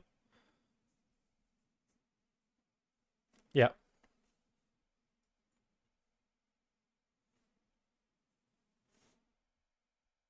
So that guide is just a visual guide. So what you actually want to do is go up to File and then Project Properties, I think it is.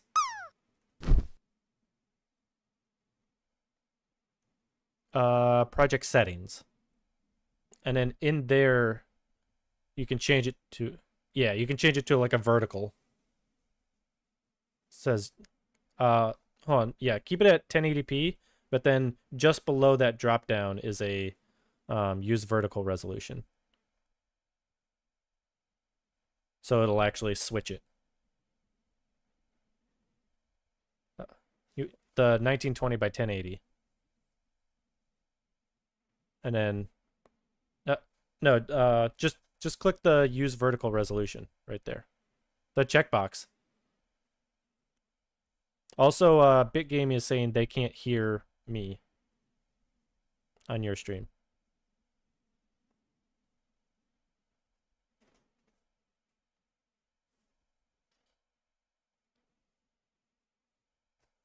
Hello, hello. How's everyone doing? What else have you guys been up to tonight? Have you just been like just doing footage stuff? Ooh.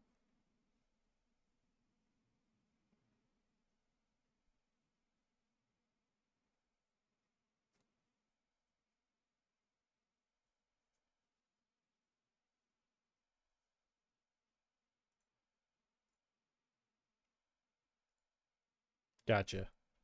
Also, FYI, if you want to change the frame rate, you can change it right there in that same box at the it says playback frame rate if you wanted to put it to like 30, 60, whatever. Yeah.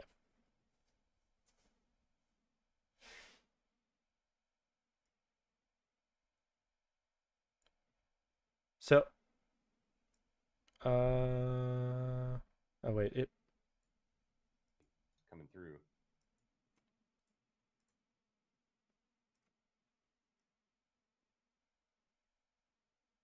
okay, I don't see you coming in on my stream. Streaming together.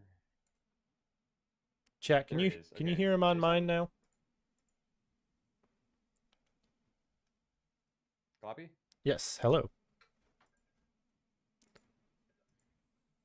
I had you, but I lost you. Okay, they hear me now? Oh, I think I have to turn on monitoring because now I can't hear you. Hold on a sec. Let me check that source. It's always something with OBS, man. Yeah. Well, I don't have you monitored. I think That's I have it. probably it. Streaming together. Monitor and output. All right, now maybe I can hear you. Yeah. There we So go. I don't know about you, but in the stream together stuff, there's an audio output, and I have it go to desktop audio capture right now. So I don't know what you have, but So I send the streaming together just into a OBS browser source. yeah, that's what I'm And doing. then in that setting, I've just got all I had to do was check the box for control audio via OBS, and then it adds an audio source that I can manage. And I just had to turn monitoring and output on so I could hear you because by default it was saying monitoring off, so they could hear you, but I could not. Gotcha. I am going to actually put a limiter and a compressor on this. Hey, Freshie, welcome in. How you doing? Are you live right now, Gloppy? I am. So we were doing some astro image processing while also trying to avoid the clouds while capturing more data, as well as trying to look at the full moon. Sweet. So it's right now a super moon and a full moon. We just saw it. It looks amazing. We were just walking the dog before this stream. Yeah, I've got a live view right now on my stream if anyone wants to see that. I'm going to pull it up right now. I want to see this. Yeah. And then also in about 24 minutes, there is a rocket launch from Cape Canaveral Space Force Station.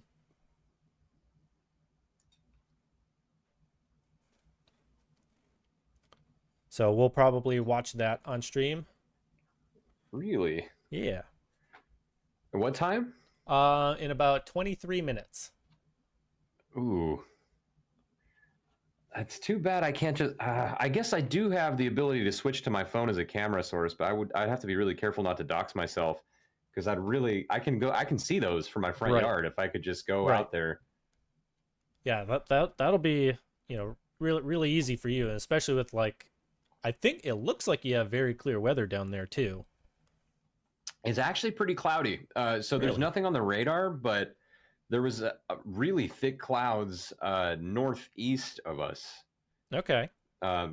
It might be clear in the direction of Cape Canaveral, though. Like more to the north, Yeah. it looked like that was all right. Yeah, because I'm watching the stream from NASAspaceflight.com, and they have both the rocket and the moon, which they just switched away from the moon, and both have looked fairly clear, but maybe it's just an artifact of not enough light to see the clouds, perhaps. I don't know. Could Gotcha. be. And then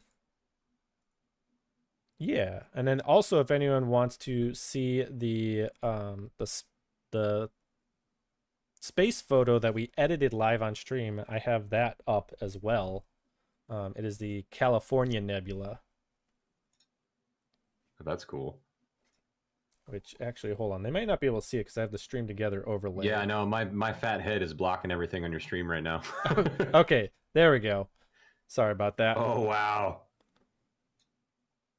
So this was some data that I captured over a couple of nights. It's actually not a lot of data, but a lot of it was a like when it was done doing one target, it wound up switching over to another one.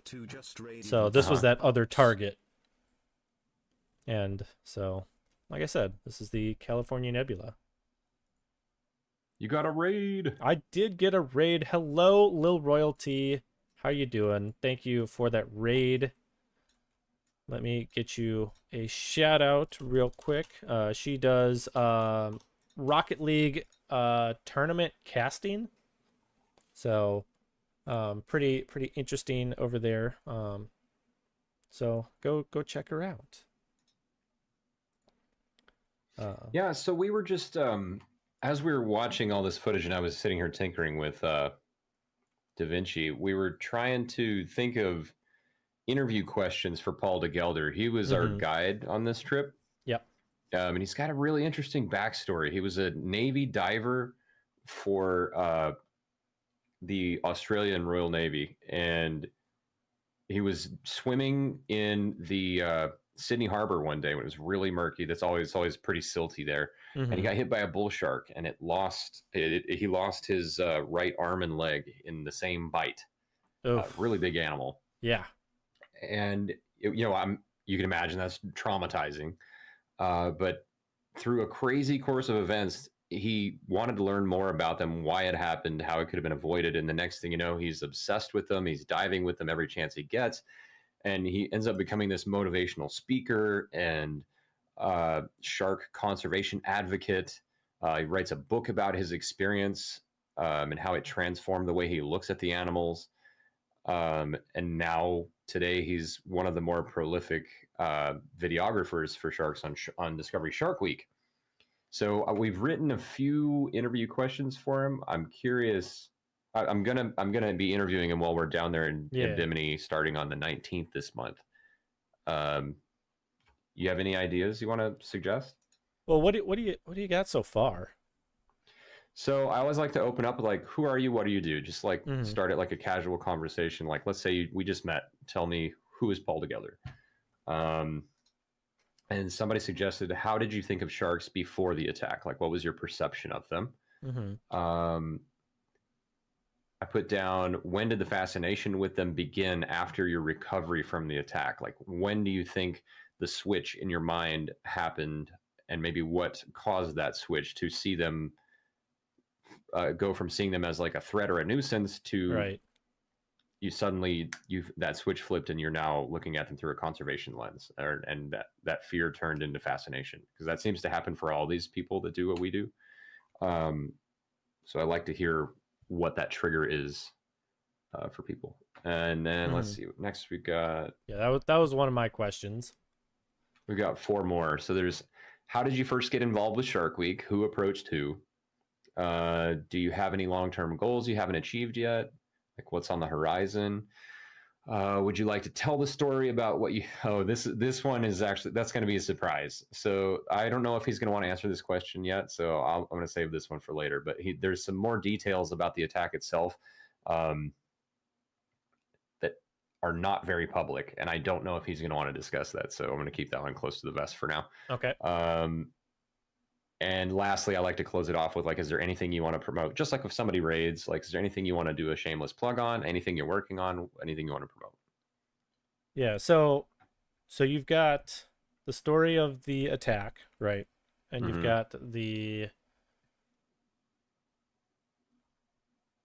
So in that attack, are you asking about like the actual attack, or are you also asking about like the recovery afterwards?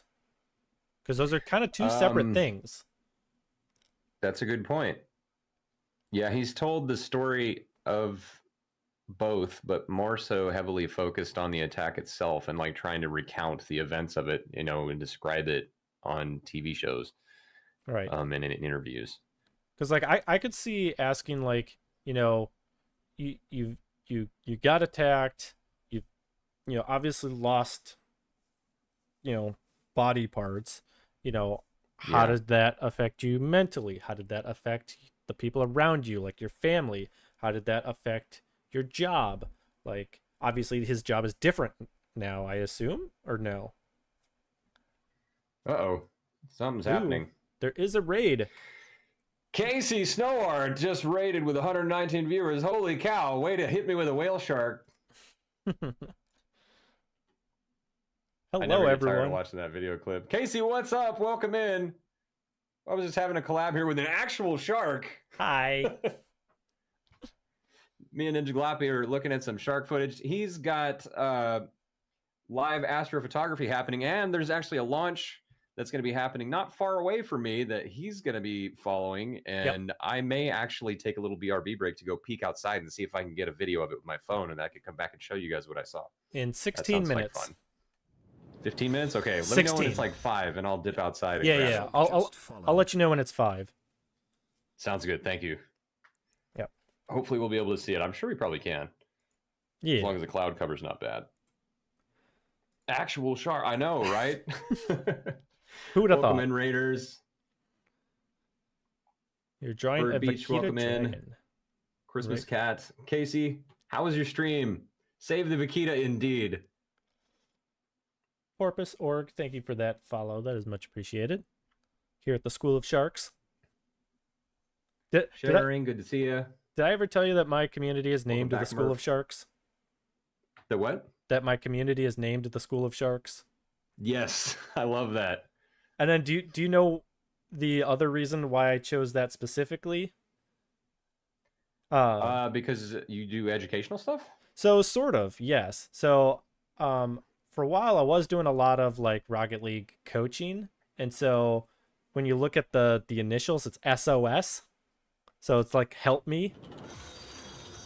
Marine mammal rescue just followed. Yeah, okay, I got you. So it would be an SOS thing. Sorry, my Raiders just got smacked with a 3-minute ad break. It was really unfortunate timing, so I'm just letting them know. Oh no, that was unfortunate.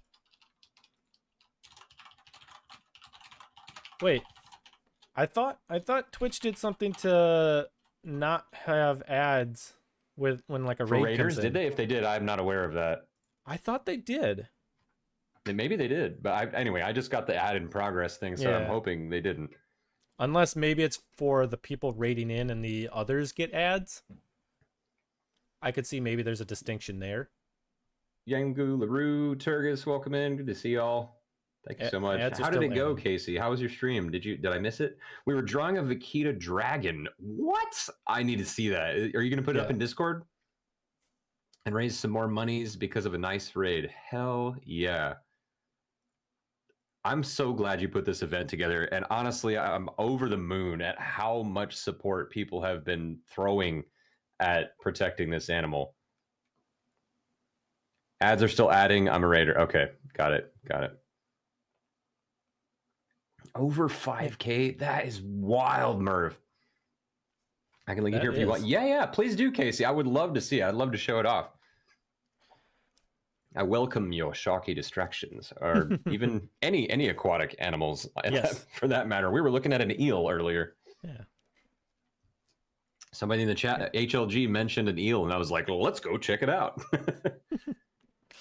But anyways, so for the interview, the questions about like how it's affected him and his family, I think could be, because was he a diver before? I think you said he was. Yeah, so he was so Casey and Raiders, for context, we're reviewing some footage that I got while diving with Paul de Gelder in the Bahamas. He's a personality and cinematographer for Shark Week, and I think we caught a glimpse of him for a second right there. But I'm going on the same trip with him on the 19th this month, and he's agreed to do an interview, and I just want to get any suggestions for interview questions from the community. So I've opened up a channel in my Discord for that, !Discord if you're not in there, so that people can submit questions. But we're kind of just having an open discussion about it, and I wanted to see if Ninja had any suggestions. That's a good one though.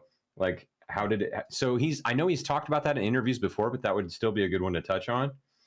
Right. Because I know he talks about it like feeling very, very much like just I'm cooked. Like what am I going to do now with 2 limbs missing, and it can be very traumatizing and take a lot of. I can't remember what he said about like how he was able to get back on the horse, so to speak. But he was I can't remember if it was just a Navy diver or a dive instructor. He might have actually been a dive instructor in the Navy. Okay, so was he active military at the time? Yes, he was active military at the time.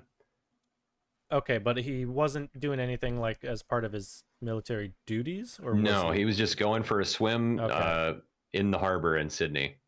But he was like, on break or whatever, I guess. Right.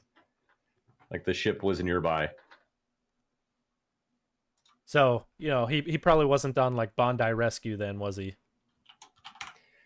Probably. No, I don't know exactly what the deal is, but there's footage of the actual attack too. Like he was literally just like doing laps out there in the harbor, and like a bull shark supposedly came up from below, and it just happened to get him like when he was at the position of a stroke that his arm and leg were aligned, and that one bite took from the elbow down and like the knee down. All right. What other questions can we ask him? Because I'm trying to think back to when I did an interview with my friend that was diagnosed with gastric cancer. And I did an interview with him a while back. Let me look back and see if I had what I can do with that. If I have any notes from that footage. Also, I have to say, Casey, this is my new favorite kaiju. Like, I would like to see this critter in a video game. This is so cool. Did you see the Vaquita dragon she made? I did. I pulled it up on stream. It's awesome. It is.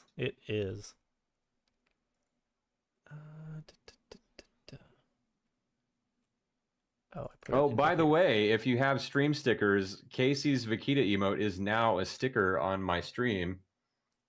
Nice. If you search Shark Geek in stream stickers, you'll see all of mine are free for subscribers. So anybody can just plop one of those on there, and it'll play my little tequila jingle that was playing whenever we got donations yesterday on the stream. Okay. I'm gonna keep that tabbed. That's really cool. All right. Casey, if there's anything else you'd like to share, like maybe the schedule for the event for the rest of the week, or just anything else you'd like to do to promote your event, or anything you're doing for that matter, please don't be a stranger. Mi casa, su casa. By the way, how's But the? also, I'm sure you've been going at it for quite some time, and I think you did 2 streams today, right? So if you got to bail, don't be afraid to bail. I've been trying to get Casey to do some video game assets to sell on the asset story. Yeah, that'd be awesome. Yeah, 100%. You know, Turgis, I can, if I could learn Blender, I used to be pretty all right at doing rotoscope models, but that was in like Softimage XSI in like 2010 and 11. But if I could learn Blender, I could do some like, I don't know, I'm just spiraling into different ideas now. I could do some like rotoscope images of wildlife, and then we'd have a 3D model. The only reason I don't do that, and I haven't made that a hobby, is because I can't draw to save my life or paint. So I just not being able to texture them has made me go, well, then why would I do it? You know? So I've heard the term rotoscope before, but can you explain what that is? Yes. So let's say I was doing a rotoscope 3D model of this hammerhead right here. All I would need is a head-on picture and then one from the side. Mm-hmm. And let's say I start with the side here. I'm going to plot some 3D points around the border of the animal, right? And then I'm going to look at the head-on picture, and those same points there, I'm going to move them to where they go to align with the head-on picture. And you just keep adding geometry and pulling the points around. Yeah, head-on, apply directly to the forehead, right? I'm going. And you keep adding geometry until it starts to assume the shape of the animal. You go back, you have your different viewports, right? Like Gotcha. you got when you're working in whatever modeling software you have, you'll have one that's your 3D view, and let's say you have the front view and side view in 2 other viewports. So you just kind of keep moving those points around and adding new points, new geometry until the animal starts to take shape, or whatever the object is. Like we did one that was a stormtrooper helmet in college. Okay. Yeah, because I did a bunch of Blender. Granted, a stormtrooper helmet's a lot easier than like a hammerhead shark. Yeah. Organic stuff is not easy. Yeah, because I've done a bunch of Blender like a couple of years ago. So like my whole like hammerhead shark model that I made that in Blender. I did all of the sculpting, the UV unwrap, texturing, rigging. I basically did all of it from like start to finish. Granted, it's not great. It's not great. It's not professional, but I did it. So I think if you just take the start time somewhere. Honestly, everybody who is doing that professionally started there. They just do it a lot. If you did it a lot, you'd probably be doing it professionally too. It was kind of like my Wednesday streams for a while, where it was just kind of like, like I'd hop in, do some sculpting, do the next thing in the process of whatever it is to get it to be like a usable model. And like I got like so far, that I got to like the rigging, and then I realized I'd made a mistake with the sculpting, in that I made the teeth like a different mesh than like the body, and so now it animates all weirdly. So like in some of my like the reason why I haven't like gone fully into getting that working is because of that mistake like early on in the process, and now I'm just like, oh boy, do I really want to go back and like redo all of that? And so I haven't really done anything with that so far. But yeah, I know what you mean. It's a lot. And then like I'm one of those people that like I have too many hobbies, and I'm like I'm trying to just get better at like scuba diving and video editing, and trying not to like jump down any huge rabbit holes. Like for example, like could I learn to draw? Maybe, I don't know, but I just like who's got time, I get it. And honestly, like it, like that whole thing even just kind of applies to just streaming in general. Like there's so many aspects of it. Learning OBS seems like a science sometimes. There's OBS, there's video editing, there's video production, there's audio levels, audio engineering. Like it's just rabbit hole after rabbit hole after rabbit hole. So if I could make a quick interjection here, Casey Snort shared a link that says, give me a front page slot for Monday for Save the Vaquita stream, and we raised over $4,000 for porpoise.org and Vaquita Conservation. You can relive the event here, and she's got a link to the VOD. This was the whole reason I pushed for partner, and it's humbling that it came together. And it worked, Casey. You did it. Not only did you meet the goals you needed to for those 2 months and got your partner, got to promote it at TwitchCon as a partner, and actually hosted, and it's happening. You really did it. You should be so proud of yourself. Guys, do me a favor. If you have a Blue Sky account, click that link that Casey dropped in the chat right there, and hit that heart button, repost it if you want, leave a comment. Yeah, doing the same right now. Also, let's get some claps in the chat too. Signal boosted, for shall Casey. Also, I was about to say we were within wildlife conservation things I've ever seen happen on this platform, honestly, and I'm loving it. Yeah, I was about to say we were within 5 minutes of launch. However, they just changed to awaiting a new launch time. So okay, I'll keep you updated. Sweet, thanks. Okay, let's actually watch some of this. Let me play this in the background here because I got to figure out what's even good on this. Ooh, that's so loud.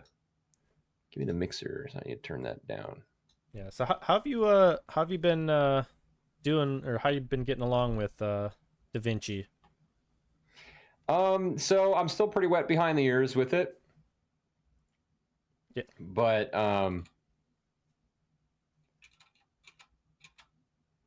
I like it. I can tell it's very robust. I was actually using, don't make too much fun, but I was using CapCut Desktop just because it was super easy and fast. I could crank out videos really quick with that. So, and I was using it just because I didn't have the budget to have like, what's the Adobe Premiere Pro? Right. But this app came highly recommended, and I finally, when I had to get a new hard drive anyway, just made the jump. And I can tell once I get more comfortable in here, it's going to be dangerous. It's a really well-made, robust software.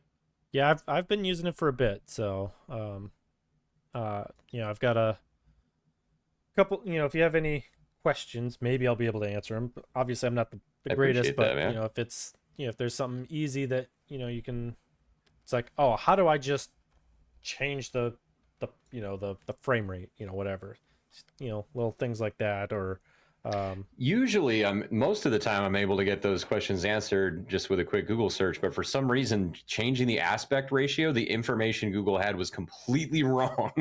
Yeah. I don't know if it was just from an old version. Yeah, so I think, but it was telling me that I would basically just go into the media pool over here and right click somewhere, and there was a timeline settings option, and it just wasn't there.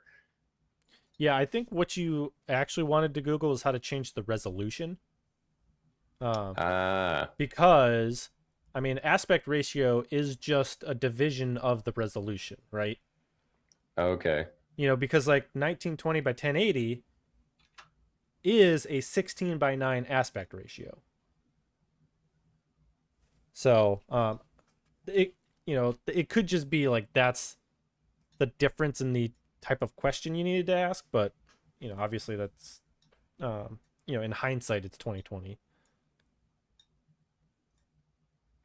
But yeah, how's all the Kakita stuff been going, other than Casey absolutely blowing it away with raising money? Thanks for the boost. The more people who can find info about the event, the better. I agree. Let's delete that little clip there. Thank you again so much for being part of it, Shark, and again for having me on the panel. I was able to tell so many people about this event because of that.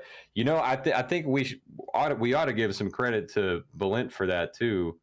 He had 1,000 people watch his VOD or his stream of that panel. Ooh. It was crazy. Let's give a little shout out to Science Streams. Twitch's Bill Nye right there.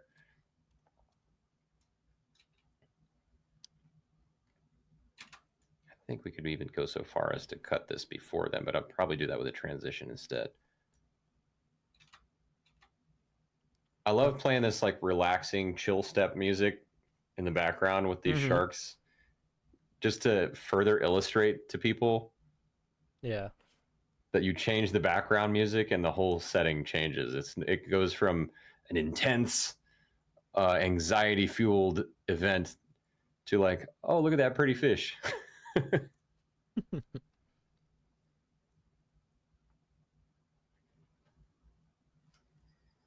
think it's going well. So many people learning about the vaquita and telling others. That's the biggest hurdle the vaquita needs to overcome, getting awareness from the public that they exist. Yeah, absolutely. Oh, man, where are my manners, too? We had a big raid, and I didn't even tell anybody what we do here. Ninja, if you won't mind, I'm going to play my channel trailer real quick. We'll be right back.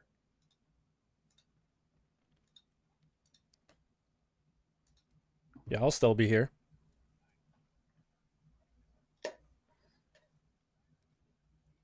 All right, so let me do this. I'm going to mute my microphone real quick on the shared chat.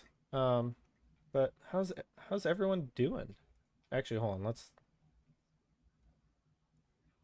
Let me bring this over here so I can see both.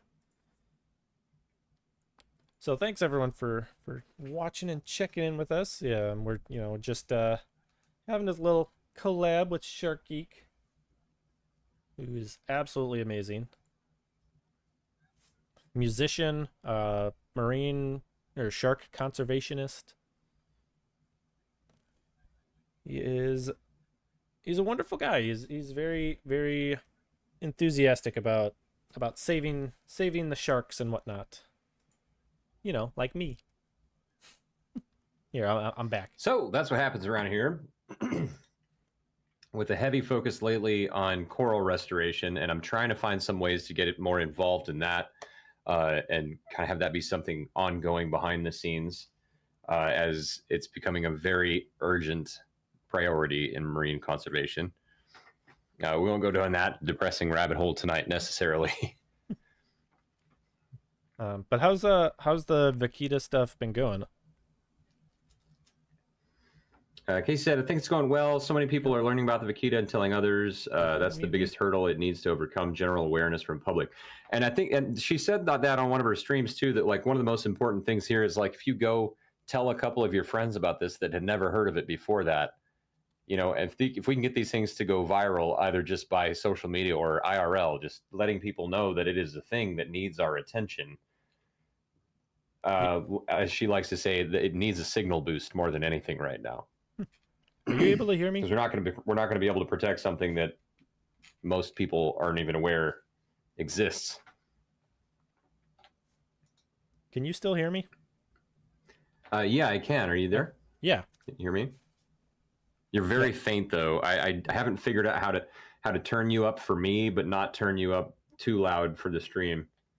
Because I think I've got you at a good volume for them, but I could barely hear you. Hold on, let me see if I don't think it's you. I don't think it's anything you got to do. I think it's something on my end, but I don't know if I need to do it in the browser source panel or in OBS. Maybe. Hold on.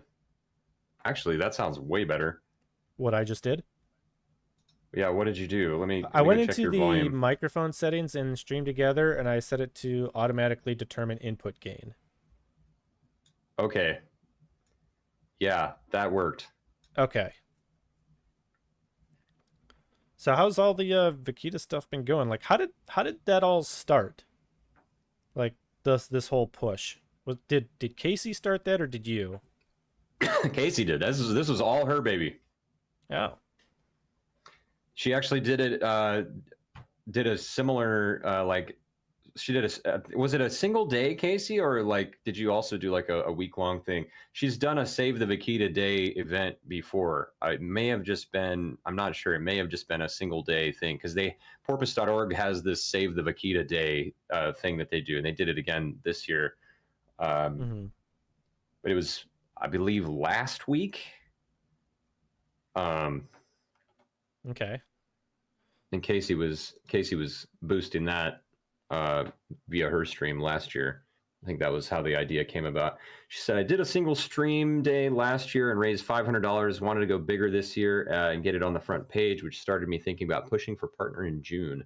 Okay. So it's wild that all the timing with that worked out so well too. Yeah. So how many of these are there, like out in the wild? Do they know that answer? So they're really just estimates because they've seen so few of them. But the most recent estimate I've heard was potentially less than 12. I've heard 8, I've heard 12, I've heard less than 20. Less than 20. Yeah, so 12 or under is a scary number. Yeah. Hey, science. Science, thank you so much for kicking off a hype train Yeah. with the 100 bits. Appreciate you, man.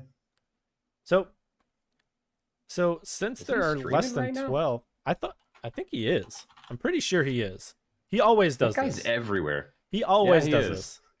this. He's Like- talking about duck-billed dinosaurs right now and reading a paper. Yeah.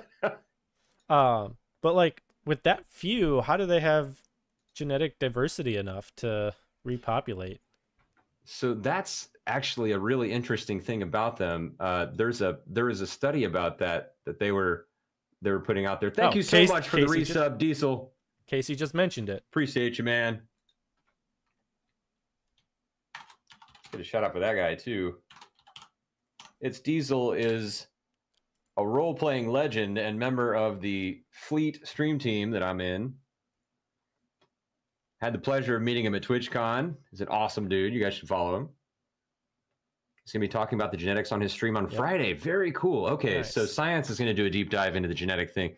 But that's a great question, Gloppy, because actually it's just so happens they've approached low numbers like this in the past.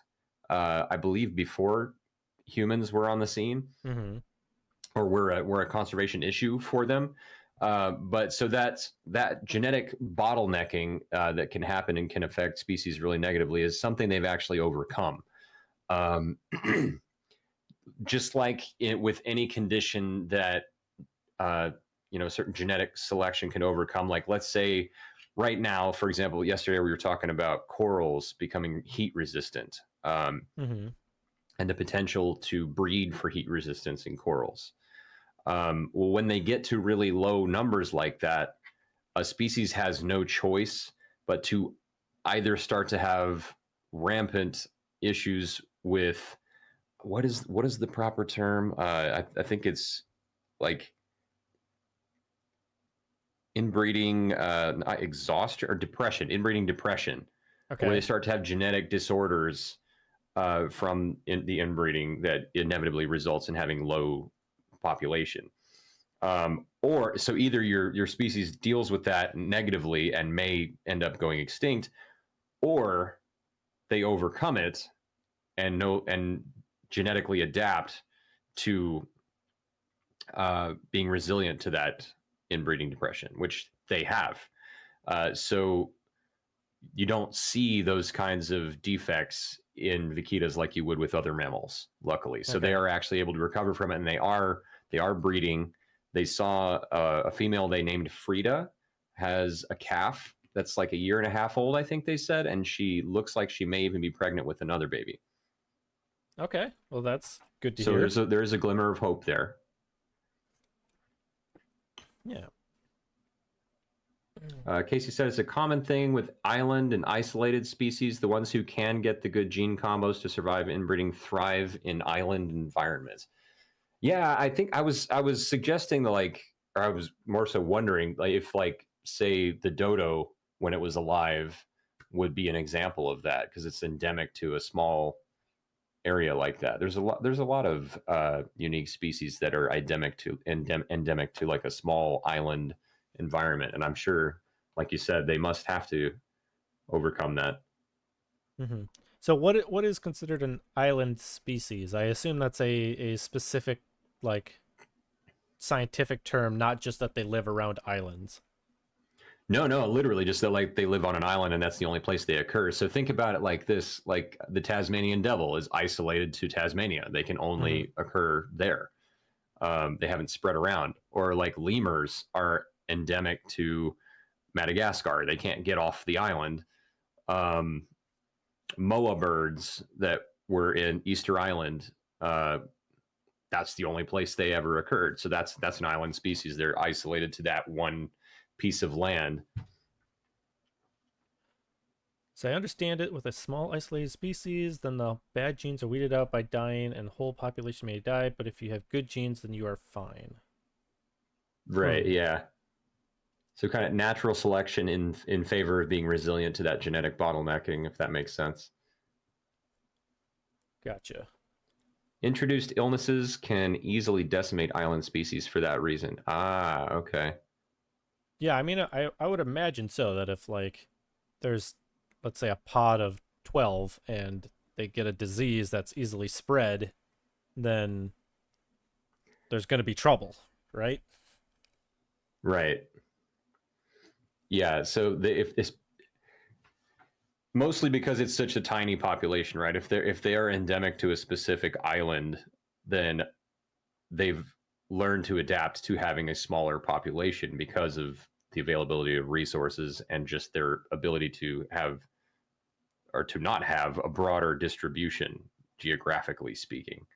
So if you introduce a disease that they have no defense against and it's able to spread rapidly, there's big potential for it to wipe out that species. Good genes like Levi's, says Turgis. Not quite. Yeah. Not quite.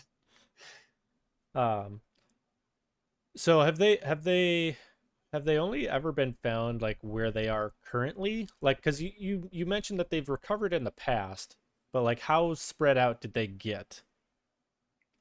Do you know? That I don't know. Casey, if you know, feel free to chime in. Because you know, like the landscape of North America has changed so much. Even in just like the past million years. I don't know when in the fossil record they saw the numbers of vaquitas get low and come back. I'm not that well versed in them, but like, who knows? I mean, maybe it's possible that when we were in the last ice age or something, maybe they had different distribution when sea levels were different. That could be. The only thing I know is that, thank you for shouting out Turgis, by the way, Wheels. The only thing I know is that they are isolated to this particular pocket of the Sea of Cortez because of the food source that's available to them there, the conditions of the environment and the food sources available to them. Like they feed on certain crustaceans and squid that can be found in that area. Yeah, Casey said the vaquita is basically trapped in the upper Gulf of California, so a water island due to conditions there, and they've evolved to hunt in those specific murky waters. So the waters change as it goes south, so they can't just swim away and go anywhere. Right.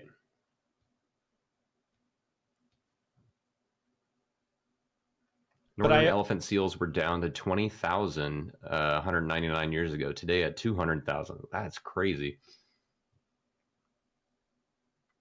Yeah, that is. A lot of seal species were hunted to near extinction, actually. Yeah, just 100 years ago. I mean, nature. What's the quote? Life finds a way. Finds a way. Yeah. Which is it's amazing, like what animals can do. Junk out. You know, like when you don't bother them. Yeah. Well, yeah, that too. God, I feel like there was something else that I saw. Oh, I saw this YouTube video, and I don't know if this is true or not, but it's something that came up today, actually. And I meant to actually like send it to you because I thought you might find it interesting. But there's this island chain in the South Pacific where people were harvesting pearls, and there was a lot of kind of like, I don't want to say like overfishing, but kind of like over harvesting of pearls to the point that it was like decimating the populations. And I guess there was some process by which they were using like pressure washers to clean off the it's clams, right, that produce pearls. Yeah. And that process was introducing like disease to like the population of the clams, and so really they got together, like everyone in that like region, and they stopped the process of using the pressure washers, and they started creating their own like little like artificial reefs, because the reason why they were using the pressure washers was to like clean the clams. But what they found is that fish naturally can clean the clams as well. So by creating these like Really? artificial reefs, they were like near where their like docks were and whatnot. They were able to get fish to come in and clean the clams from their like artificial like thing, and then not only did it produce like better quality pearls, it also produced more pearls at a faster rate. So it was like this whole like interesting thing of like just a pressure washer was messing with all the clams and pearl production and whatnot. I guess just maybe something was on the pressure washer or the way it was I interacting with. Yeah, it was something Like it was disturbing something maybe that was distributing. yeah, like some pathogens? disease, yeah, something. Which That's interesting. yeah, actually let me see if I can find that. I've come upon a pretty funny clip actually. So I was talking earlier about how much of a nuisance nurse sharks can be, and you can see one right here who assumes that because we are humans, we also have food for it. So it's come up to beg for it like a dog, and it's like bumping the guy next to me in the leg. And it comes up behind me, and this was actually the first time I had to use the little PVC stick to extend my reach, so to speak, and just be like, no, you stay at this distance. Okay. Google's AI overview says that pearl oysters can lead to disease by spreading parasites, biofouling, and non-native species throughout the water, which can cause oysters to become sick and unable to produce quality pearls. Huh.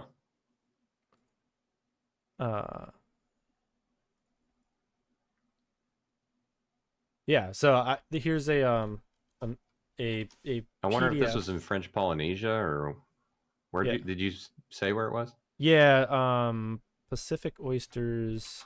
Where is this? I saw a.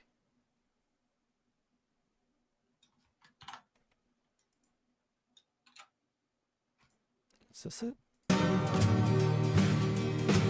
Yeah, here we go. I got an Instagram reel.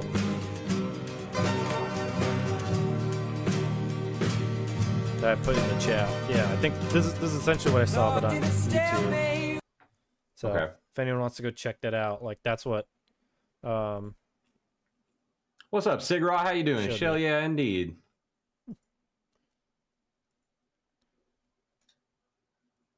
Let's see about this. Oh, okay.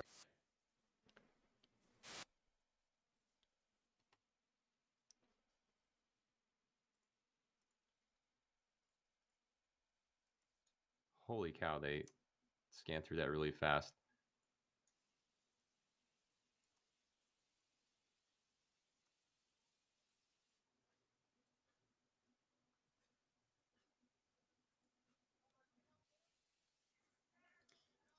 Oh, I see.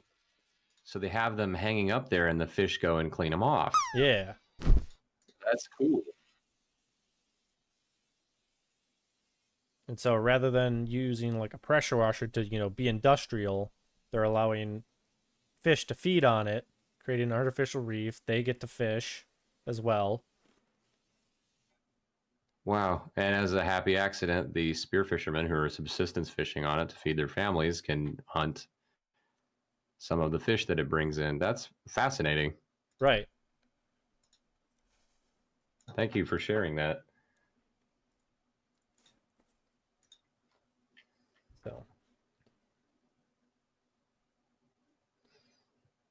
So, I think I'm going to hop off for now. Get back to doing some Rocket League and whatnot. So yeah, man. Well, thanks for coming by. Was there any word on that launch? I might try to dip out and see it if it's coming up here. I'll. It's still awaiting a new T0. They're apparently like troubleshooting like an issue. If you've got my stream up, you can see it now. I haven't been listening because obviously I've been talking to you, but I can let you know. Like, I can leave it up, and if it happens, send you a message in the chat if you happen to still be live. Is there a site that like something in real time I can have pulled up that would do that, so I don't have to distract you from what you're doing? I sent you the link on X or on Twitter. So that okay, cool. So, but yeah, have a good night, everyone from Shark Geeks chat. We're gonna hop off here, and make sure you subscribe to Shark Geek. Yeah, likewise, guys. Go follow NinjaGloppy. So, I hope. Thanks so much for coming by. It's not every day we get to have a chat with an actual shark. Yes, with big teeth. With big pointy teeth. Exactly. So, yeah, have a good night, and I'll talk to you next time. All righty, see you around, man. All right, bye. Casey Snowout just followed. Hey, Casey, thank you for that. That is much appreciated. Thank you for stopping in. All right, I think we have that done. Let's hop over to here. So we are going to hop back into some Rocket League for now. By the way, Casey, let me go here. If you haven't seen any of my astrophotography, here's something that we did live on stream tonight. We edited this earlier today. This is the California Nebula.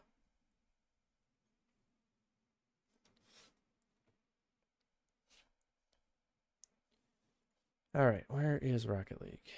There it is.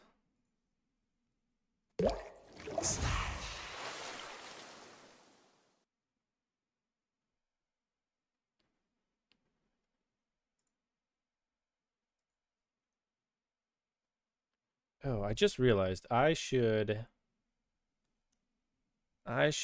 tell the one mount to go back home and park, because I don't want it to do something bad. Like,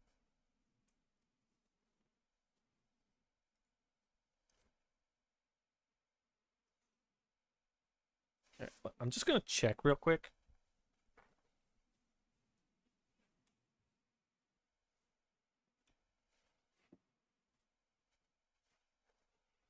Yeah, it's still very,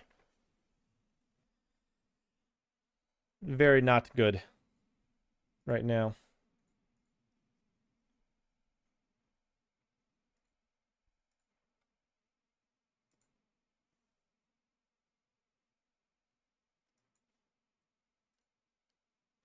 All right.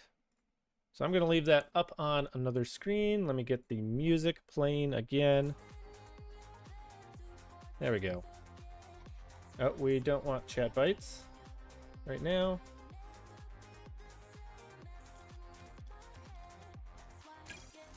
Well, let's play some Rocket League. Where's my...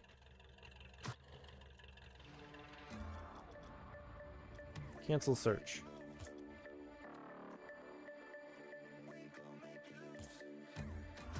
Alright, there we go. Now I got my controller working. Didn't want to hop in and have to, like, accidentally try and play, like, keyboard mouse. Oh, God. Why are we lagging?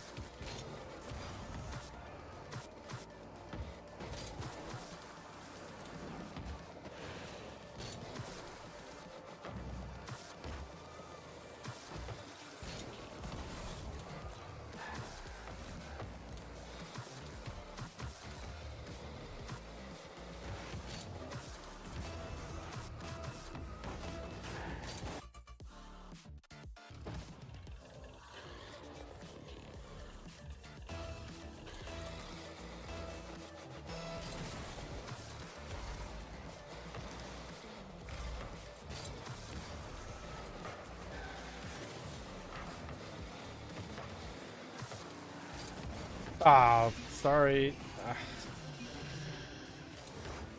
I tried to clear it across, but I guess I put it in. That was supposed to go. I honestly don't know how I scored that.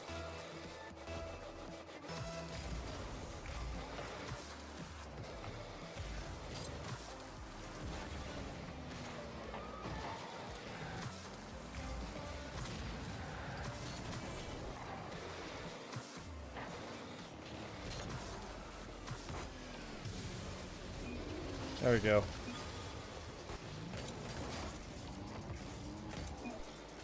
I hope I'm redeemed now.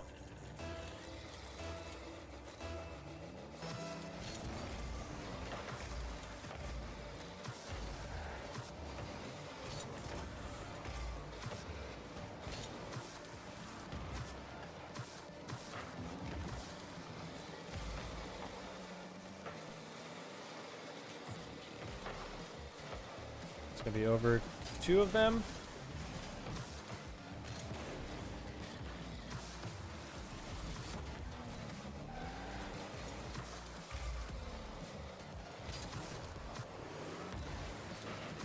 That was a weird bounce. Ooh.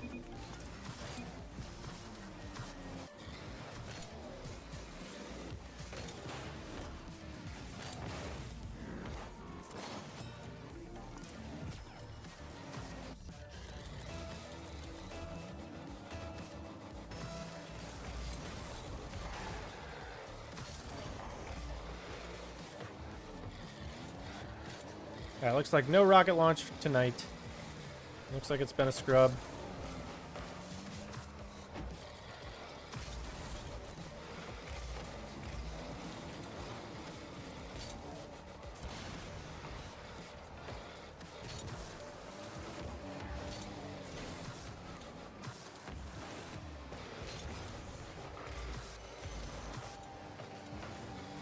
It's off.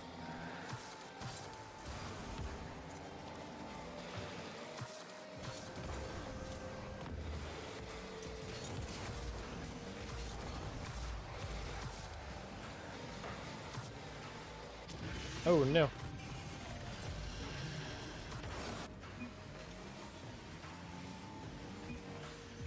Alright.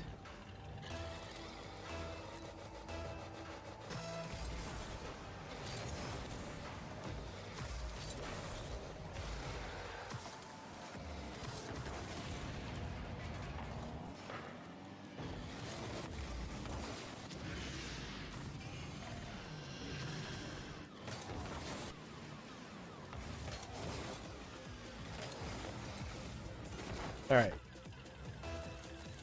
This is not good.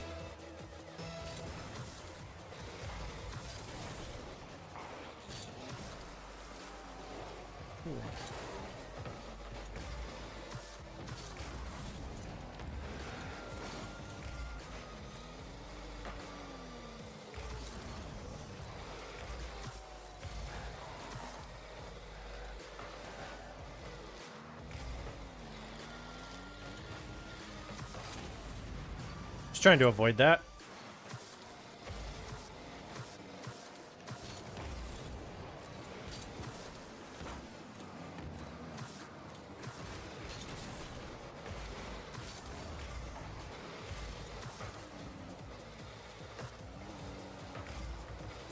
Got good control.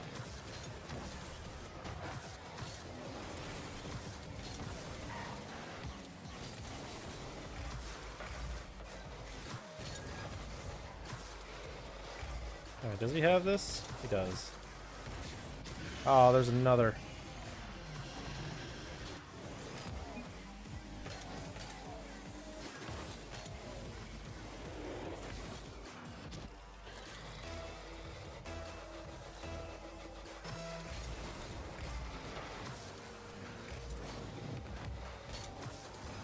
Ah, damn it.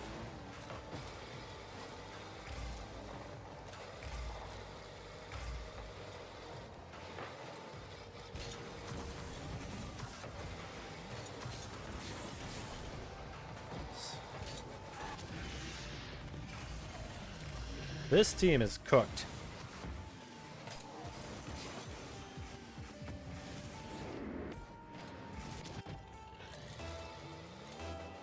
This is going to be a slog to get out of this rank.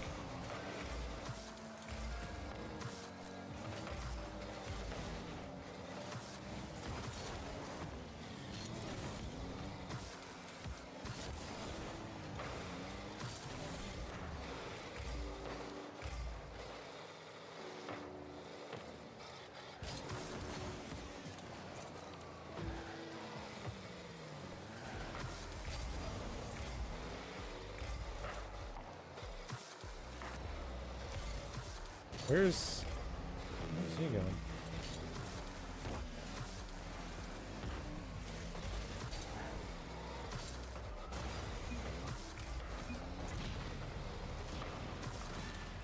Heh! Oh, come on.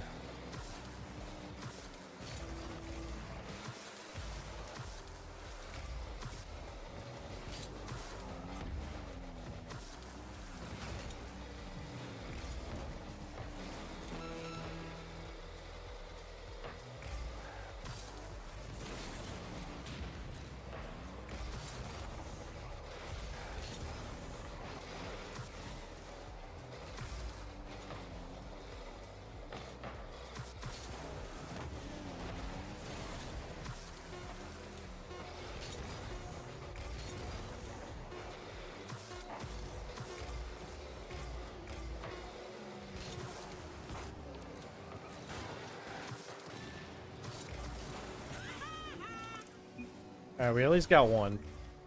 One more.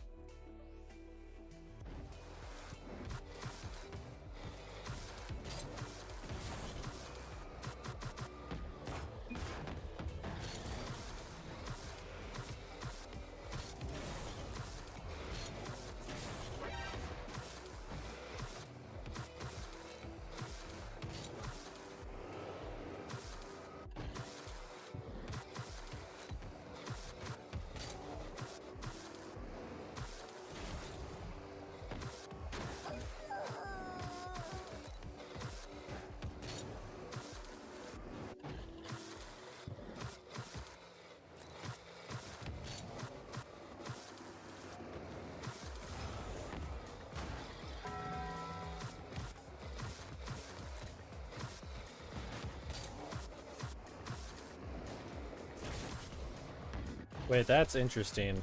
I don't know if you all are seeing this, but if I rotate one way and then go for the flip reset the opposite direction, I'm actually like getting it like better. Well, which way is it? Not like that.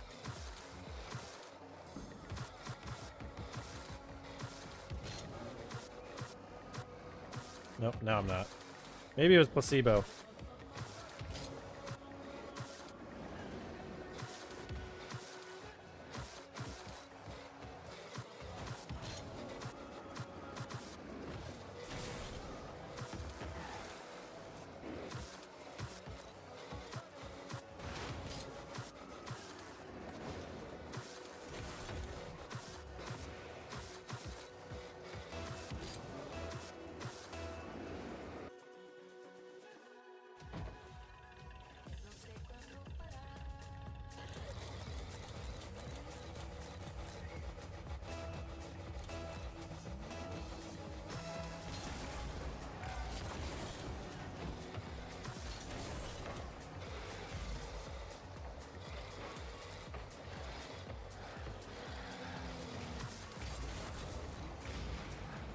I'll go.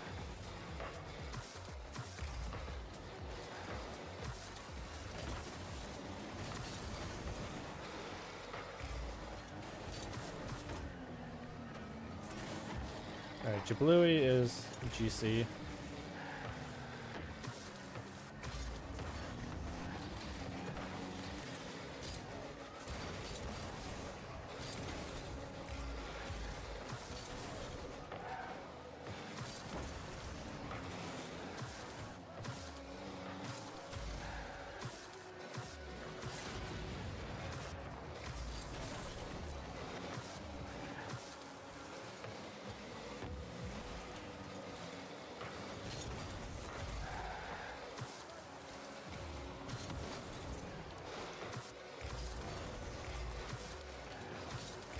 Oh, couldn't turn fast enough.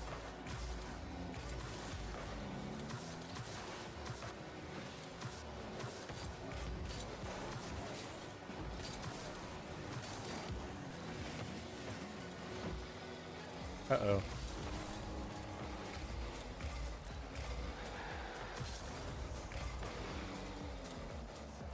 I need to stop flipping so much.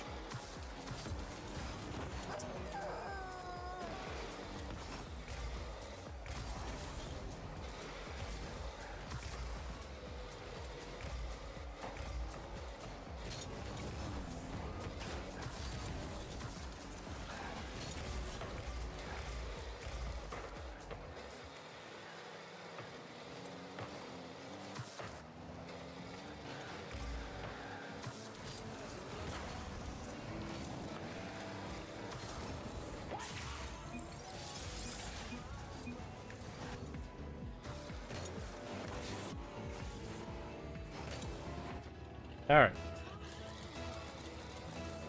Time to win.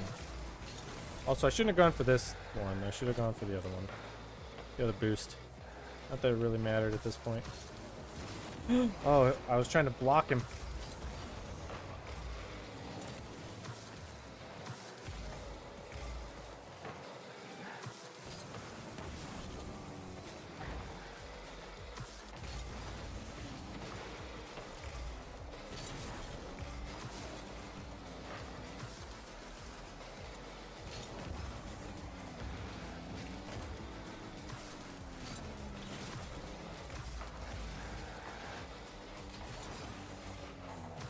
I got lucky there.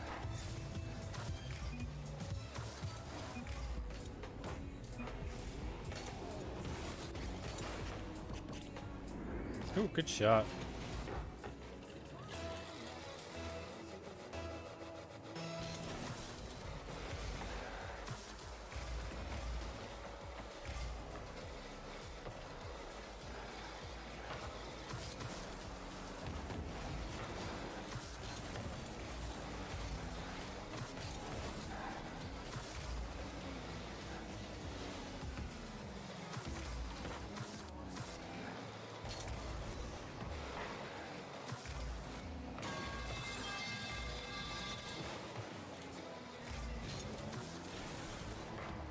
I don't know why I jumped. That was a poor decision.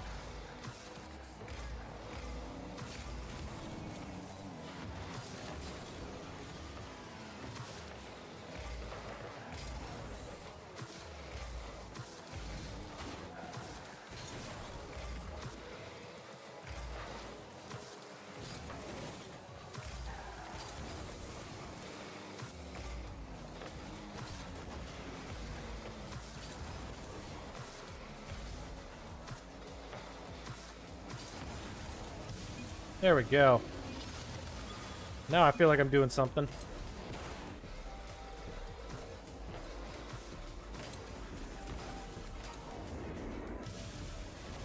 Little bouncer.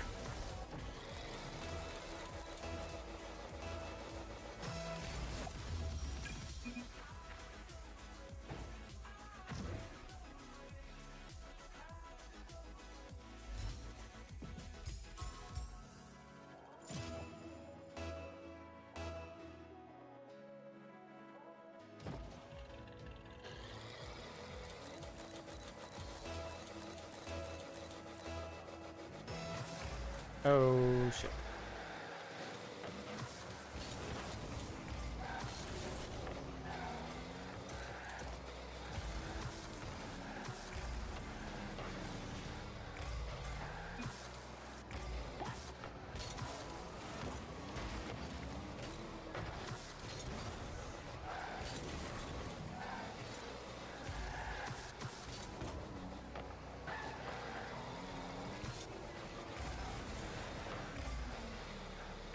Gonna wait.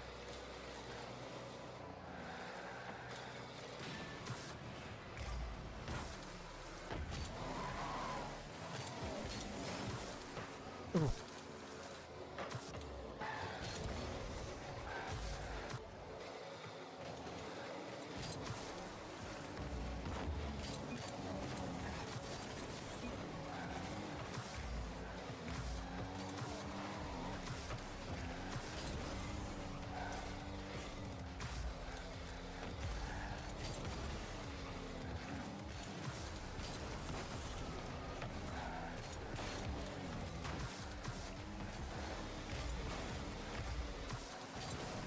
Oh shit, I shouldn't have gone for this.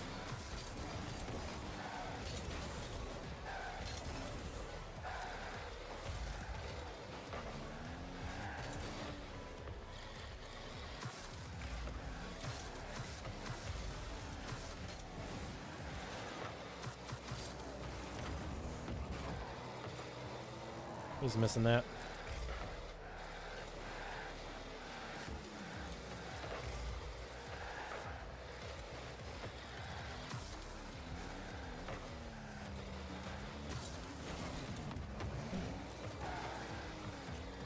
My tactical fake worked.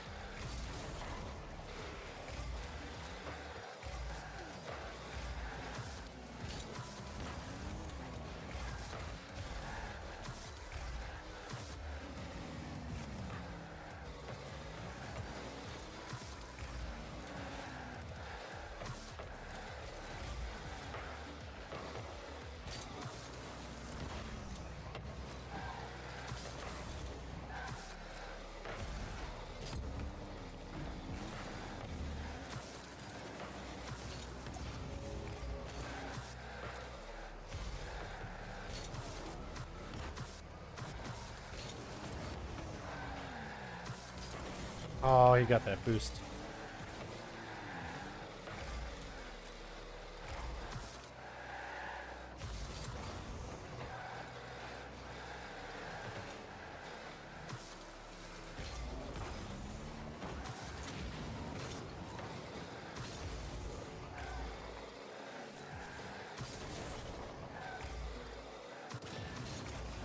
Oh no.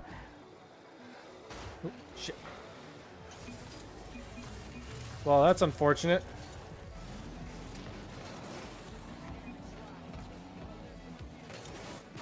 Oh, he just gave the ball away.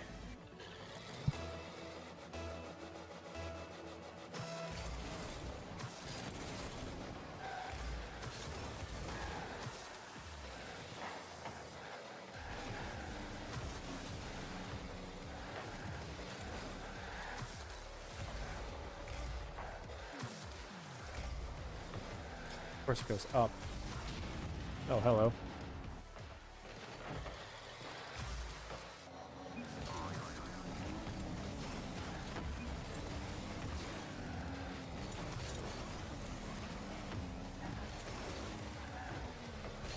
You can't just wait for that. You gotta go.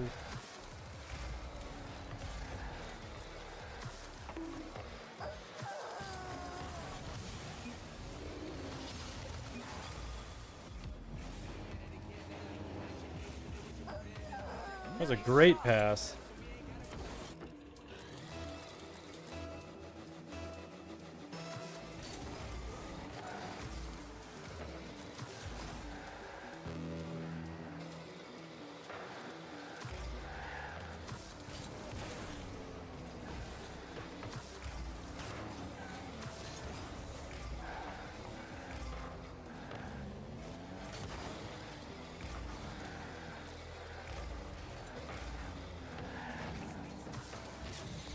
Uh-oh. Where?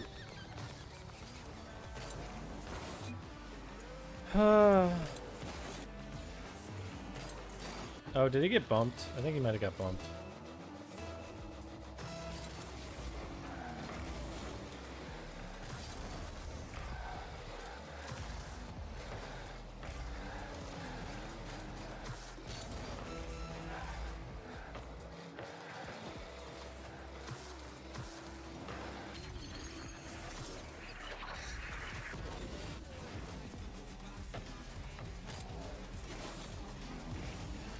We got lucky there.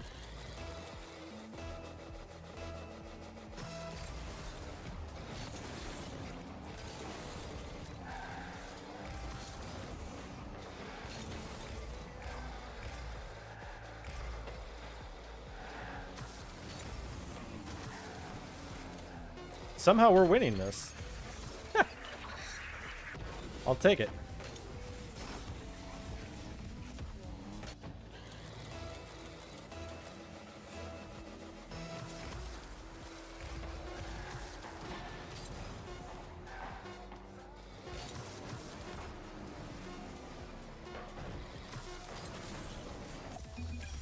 All right, that's 2 wins in a row. I think we need one more.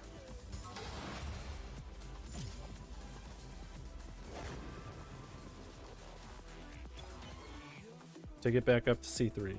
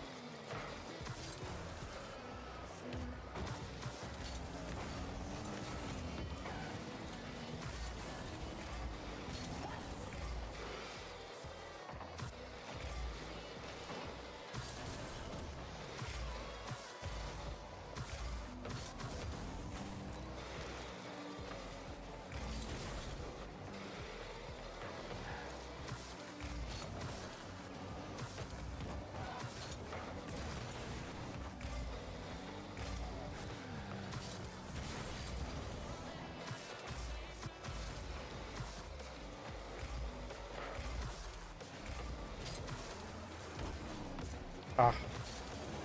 Needed to hit that. Why am I first on this ball?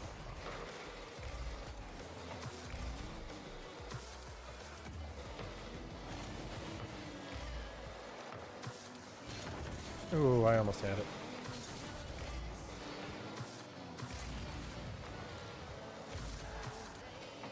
Alright, we got time, we got time. Take your time, take your time.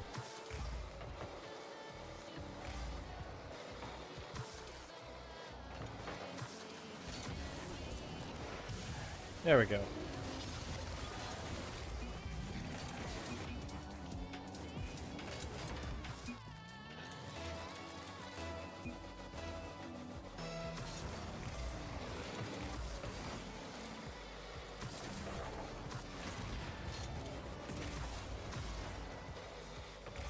Oh, he's got the flipper set. Into the musty.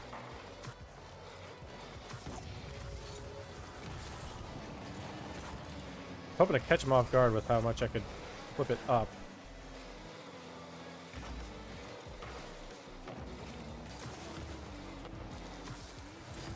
Oh, I couldn't reach it.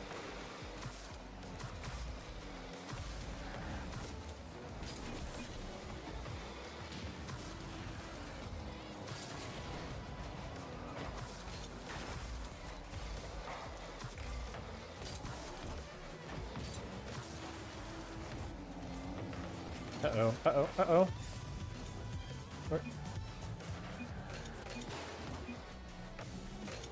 He's all the way on the other side of the field. But Danny, Dap, whatever their name is, they They were not in a good spot for that clear.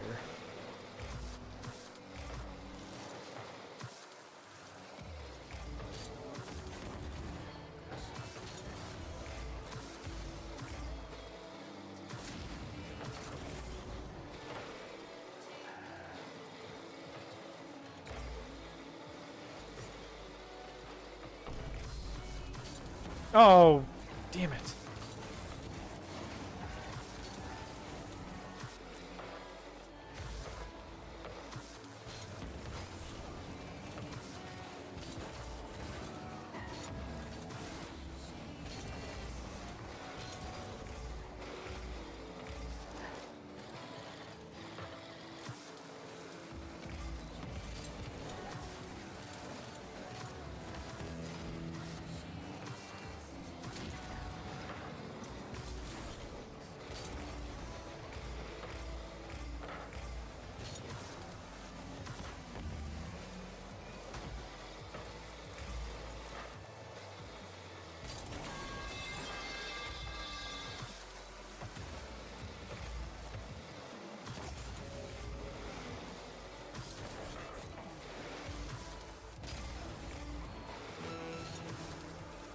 I shouldn't have gone for this.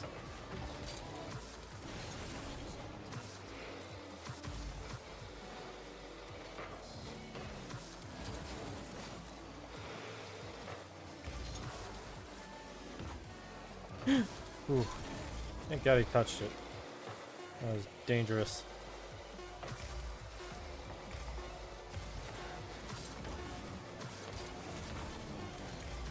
Nice shot.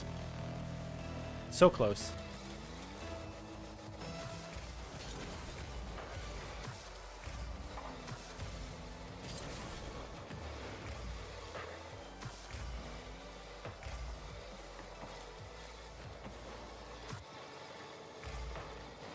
Honestly, I thought my teammate would go.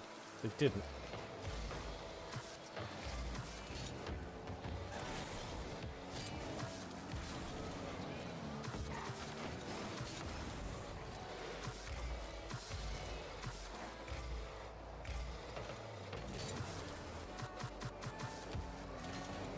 Not the touch I wanted.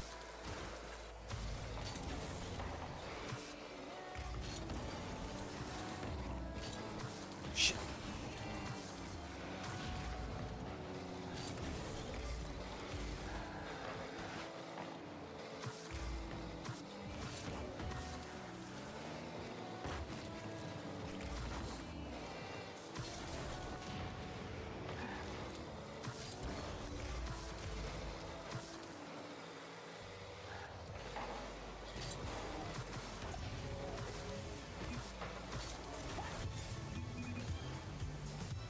God damn it.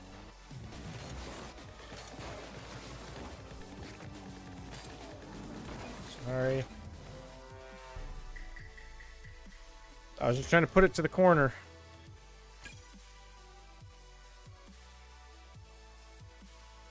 I don't know why my teammate jumped off the wall. I don't feel like they should have. But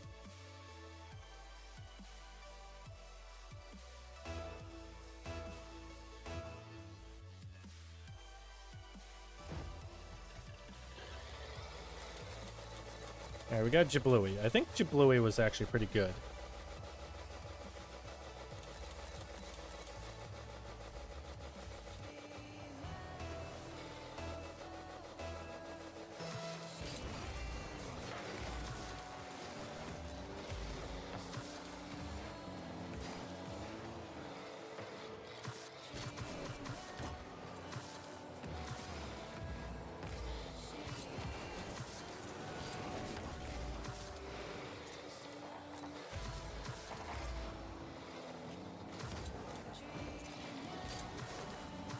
Oh, that went down faster than I thought.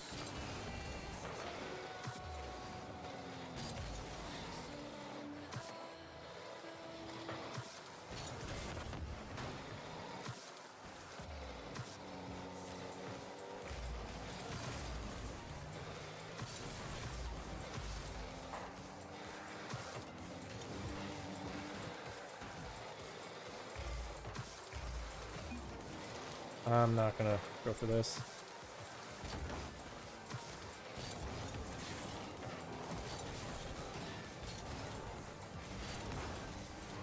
I'm getting so bumped around here. Oh no.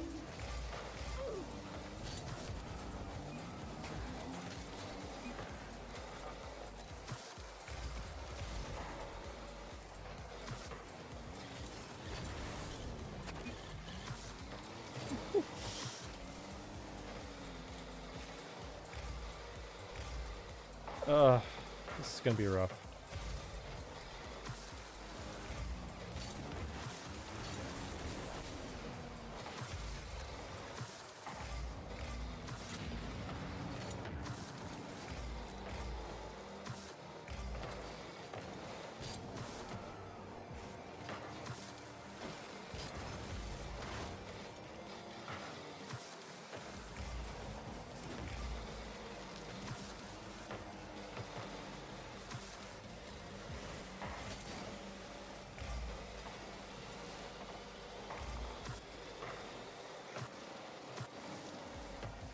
Can't go for this. My teammates are overcommitted.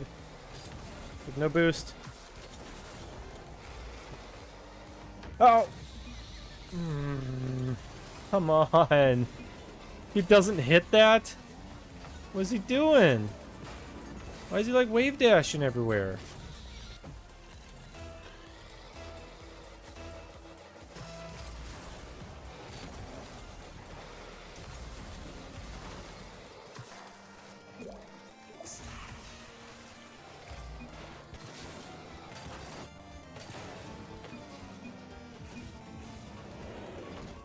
He was 2 feet off the ground when he hit that. He didn't need to jump. I didn't know what was happening.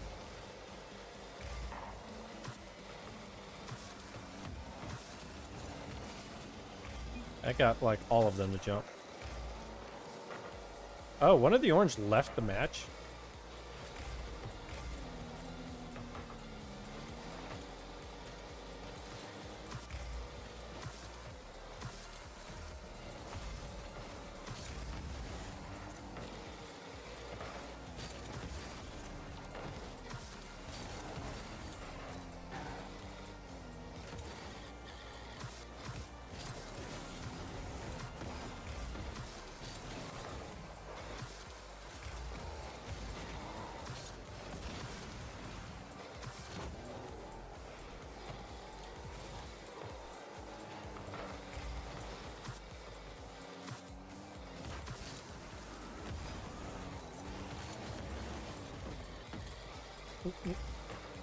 It's a 3v2. Why was no one there for that?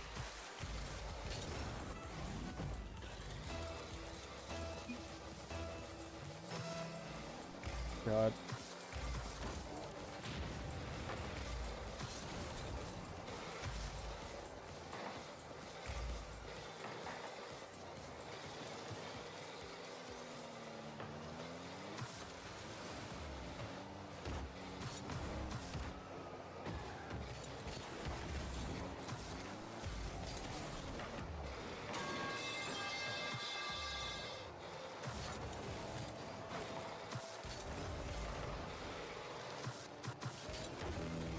I think I missed.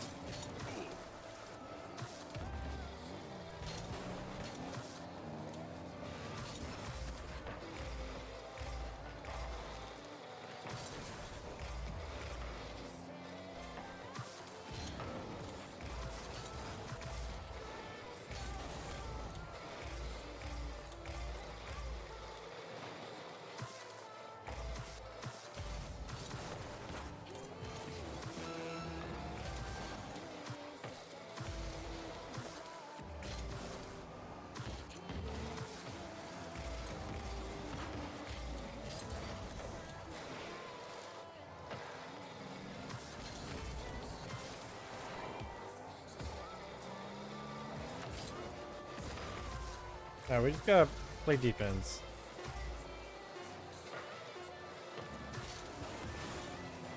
Uh-oh.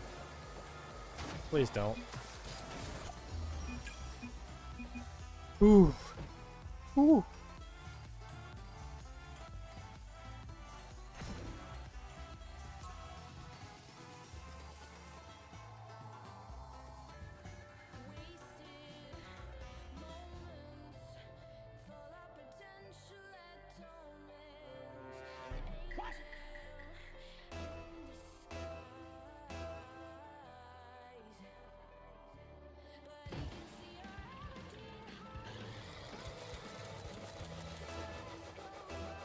All right, we're at least in 1300.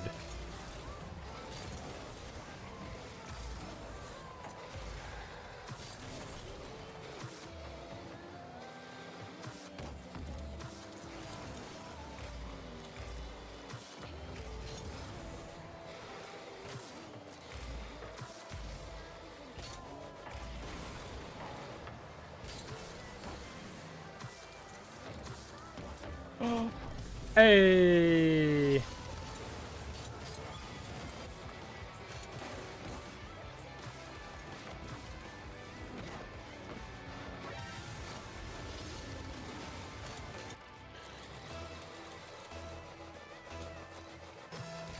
Oh no. It's AFK.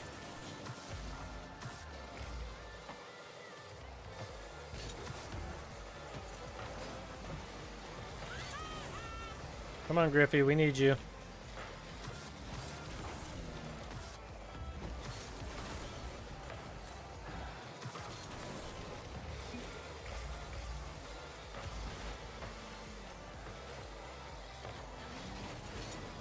Ooh.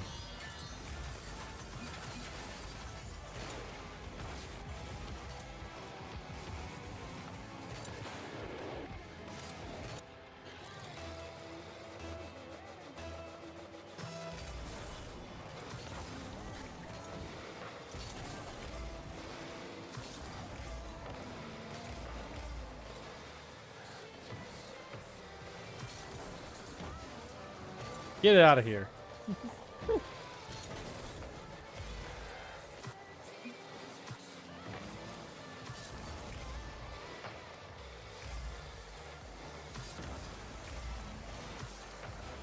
Nice dunk. Can you finish it? He cannot.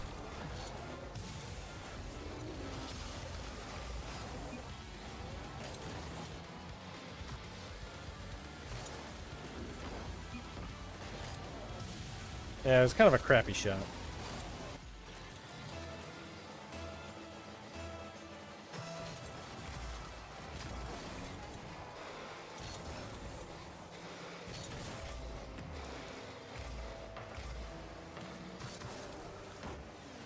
Shade boost.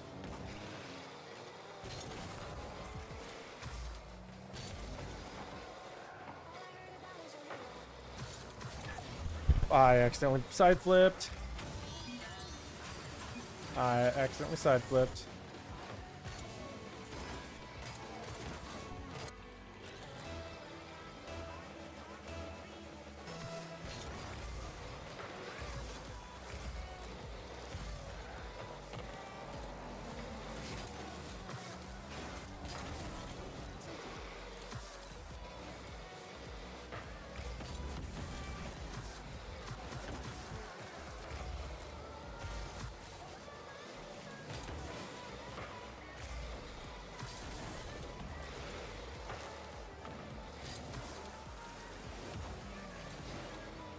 Oh, just get in there.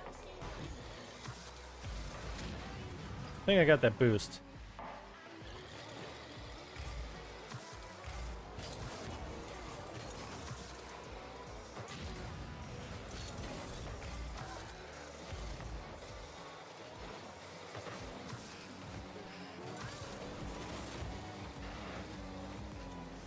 We got time. Take your time. Keep possession.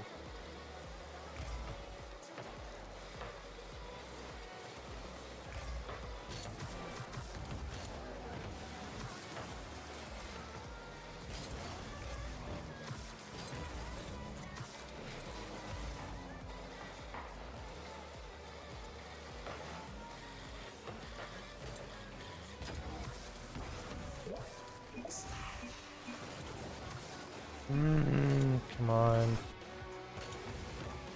What was that touch? Like, that was the weakest touch I've ever seen.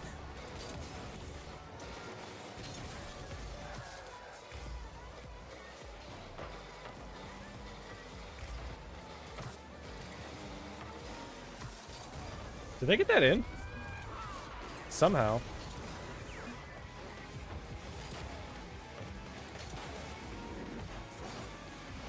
Bang.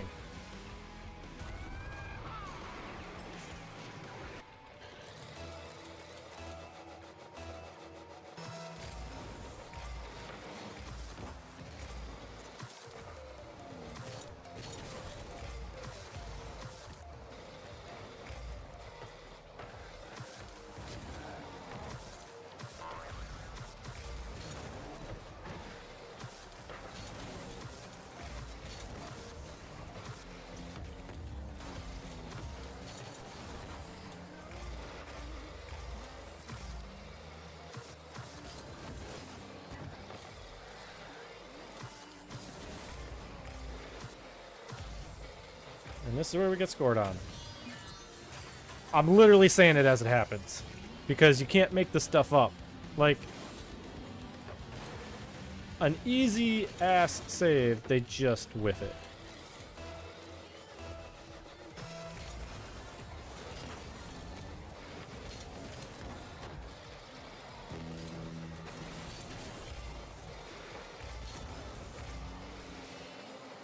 And now we've got a minute to crawl back a goal. And they're bumping each other.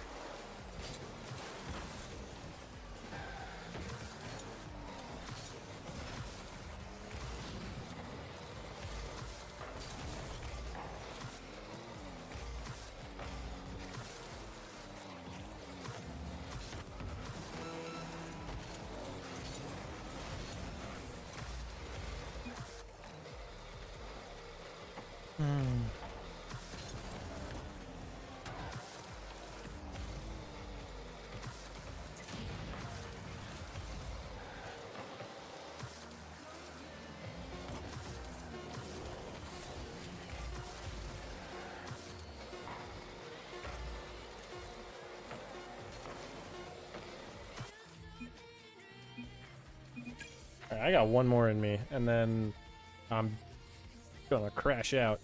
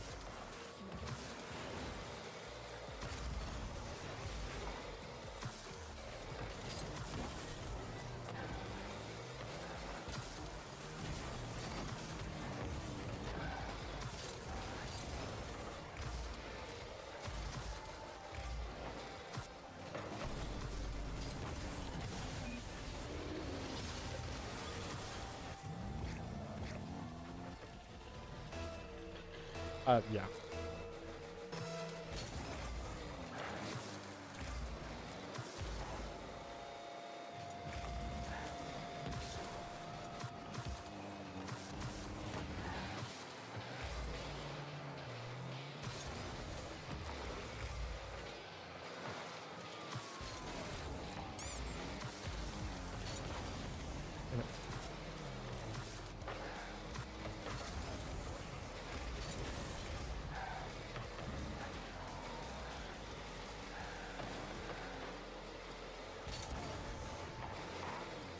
Ooh.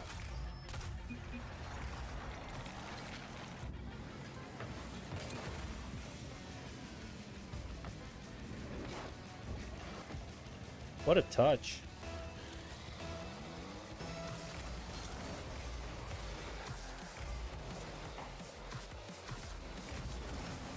That's off.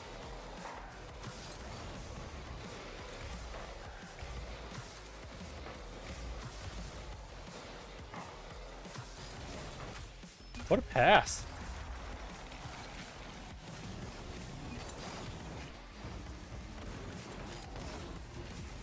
All right, Chad, you think we can get this?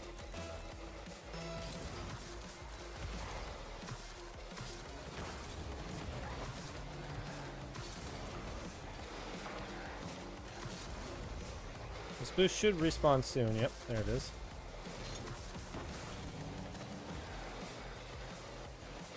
Alright, teammates. One's low on boost, one's jumping, so he's out of position and slow.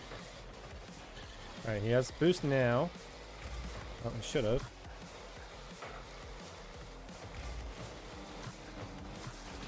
I tried to avoid it. Oh no. Alright, we got this. We got this. Oh, he got bumped off of it.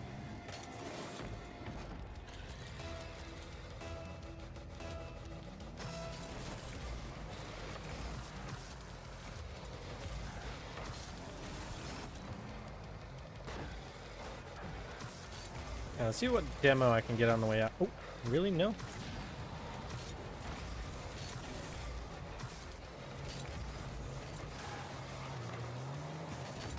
Now, some of you may wonder why I flipped like backwards on that touch. It's actually because I wanted to stay, like in our back half. Ooh, that's not good.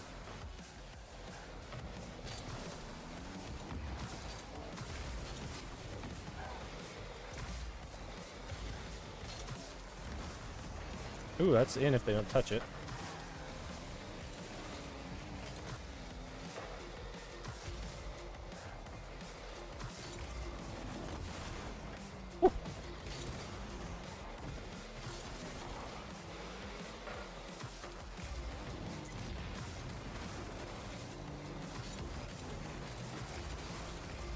I gotta get out of there.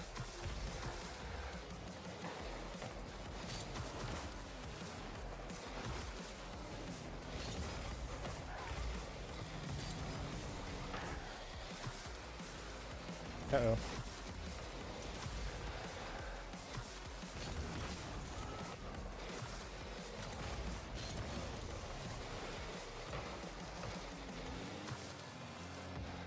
I don't have it.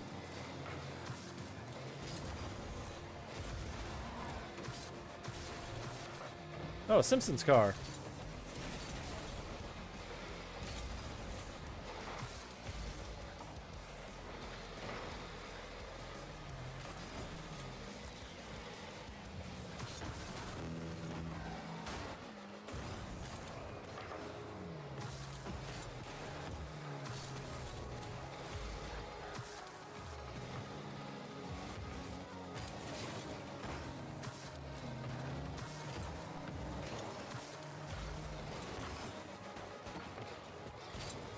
Stuck in the net.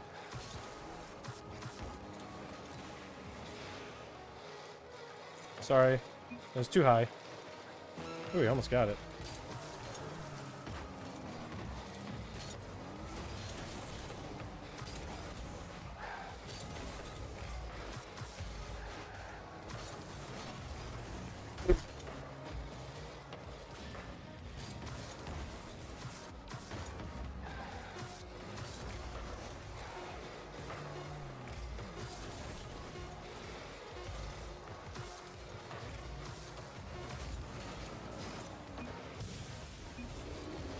All right. There we go. We needed that. We needed that.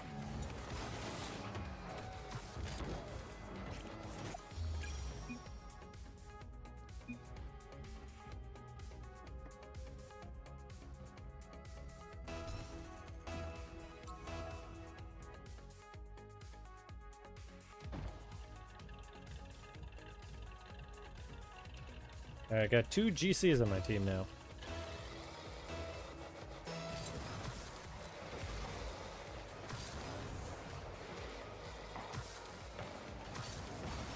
Oh my god. What a touch. Also, welcome back from the ads, everyone. Thank you for sticking around.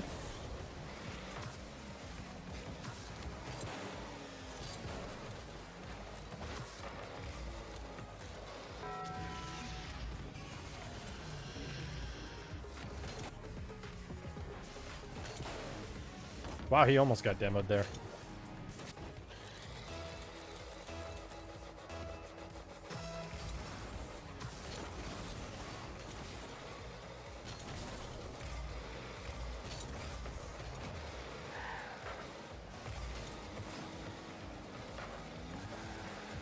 Good dunks.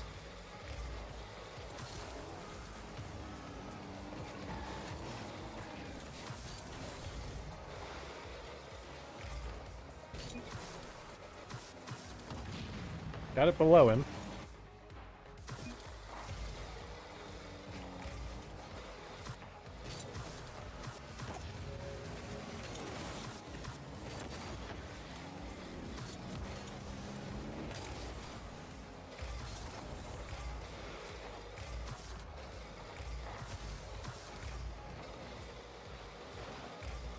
I'm gonna wait.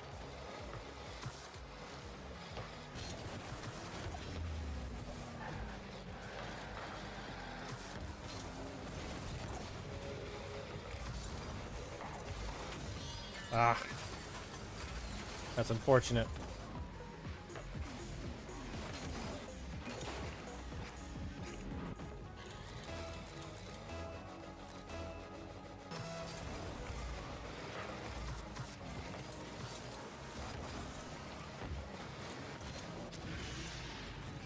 I didn't see what happened.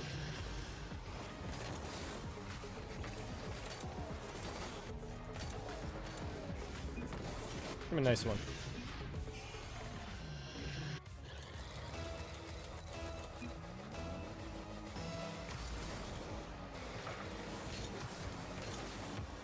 I went way too high.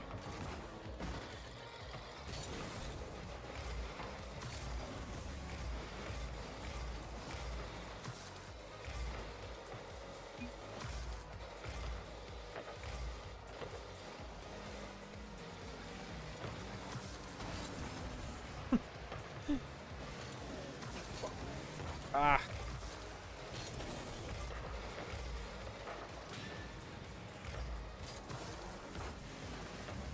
Ah. Oh.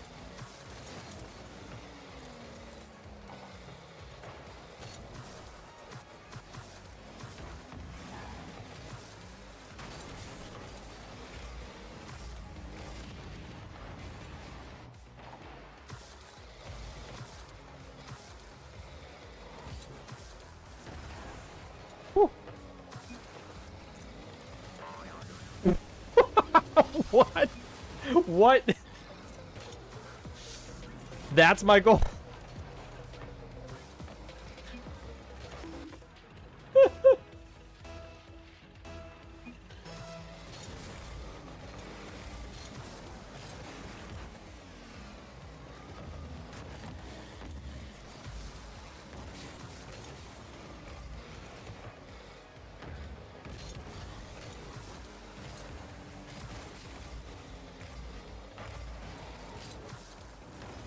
Ooh, way too hard. Sorry. That was a great pass.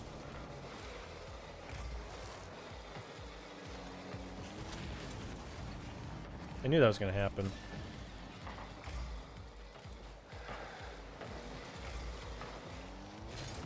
Oh, no. That bamboozled me.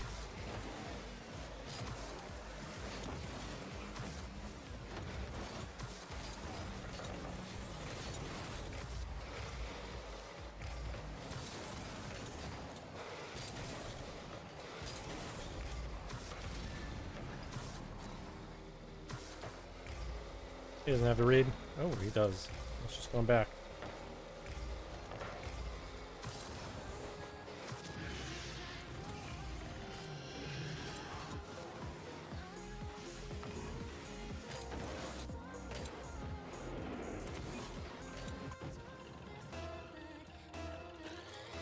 We're playing well with these guys.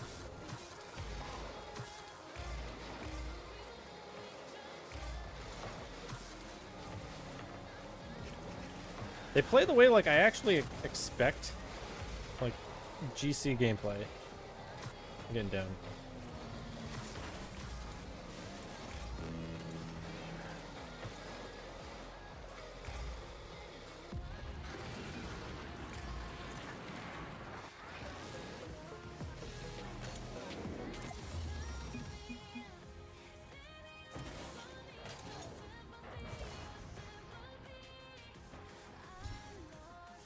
Hey, we got back into C3.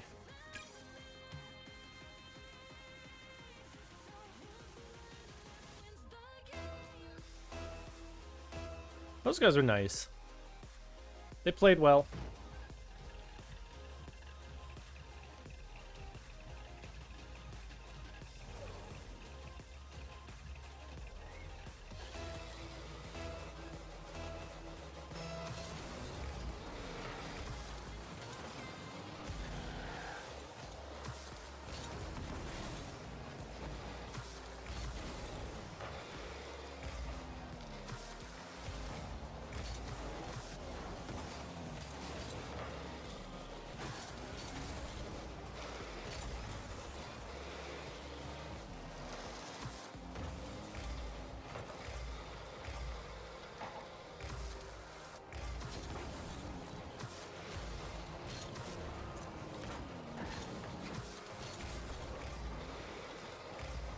let's stay relevant here. Oh no.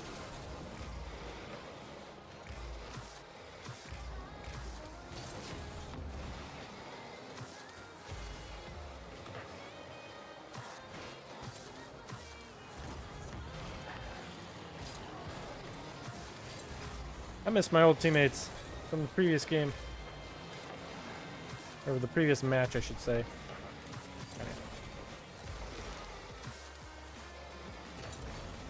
They played like how I expect. Yeah, GG's. GG's do. I want fondue. Hey, I want fondue as well. But GG's. How you doing? Welcome on in.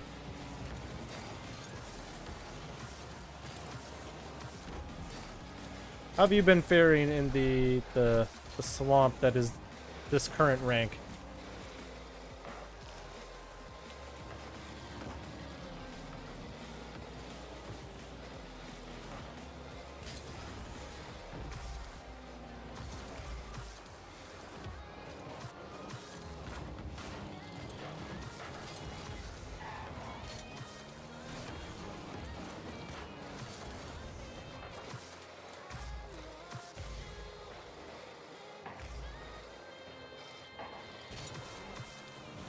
Also, it doesn't say you're a first-time chatter, so I think you've been here before. I'm gonna wait. This is gonna come back.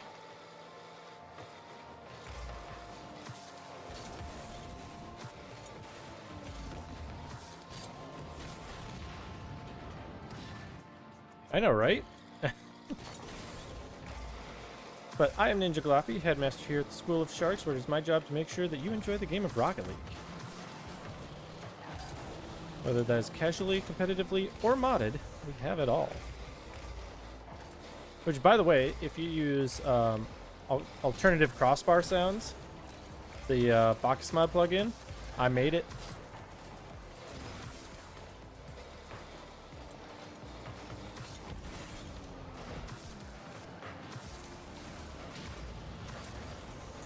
Oh shit! Sorry.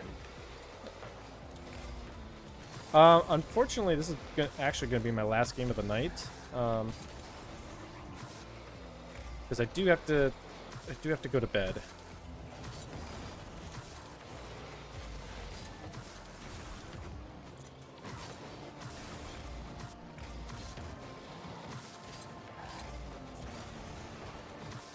But if you want to follow, you know, we might be able to do some in the future.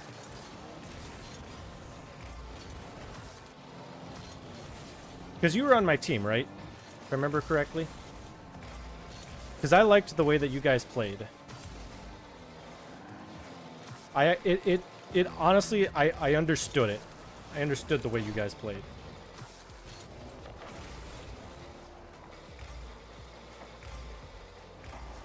And it's always good to like come across like a group that you like know is like, oh, I know exactly what to expect from these guys because they play like I do.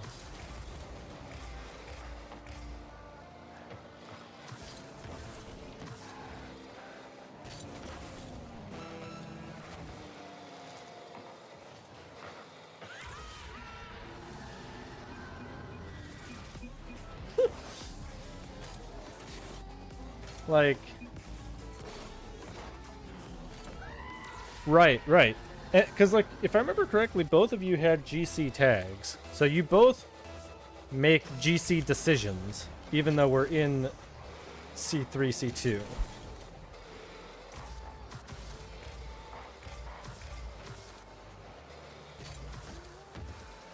And honestly, that's like one of the things like I understood, right? I don't know what it is about this season, but it feels like it's more of a crapshoot than it used to be. Nice shot. Like something about the ranks of like people just haven't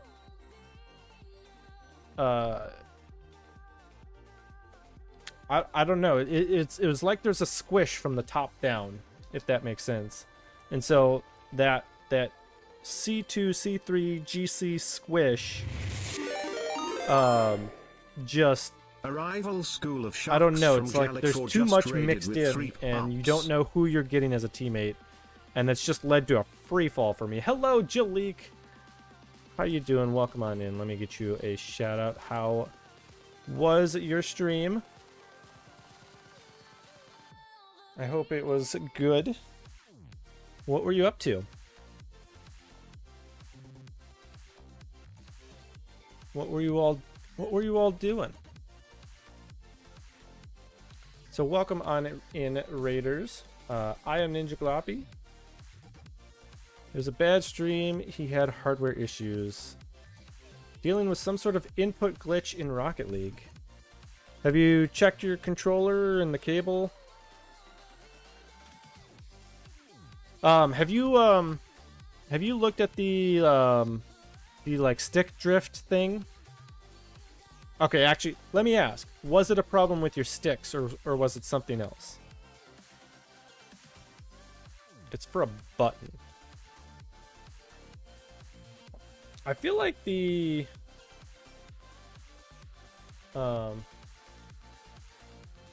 like stick drift visualizer can show you like button presses. Doesn't even seem to be my controller in my understanding.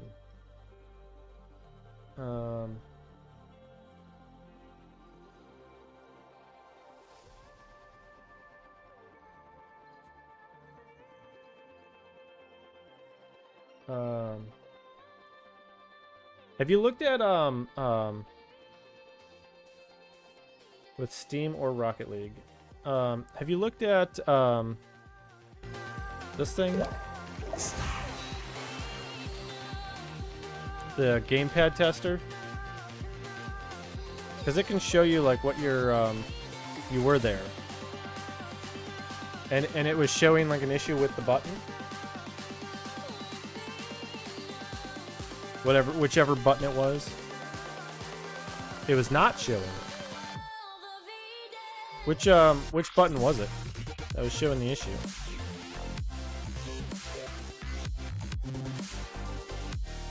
The issue is very inconsistent. It was the Y button. So game Xbox controller. So I'm on a DualSense 4 controller right now.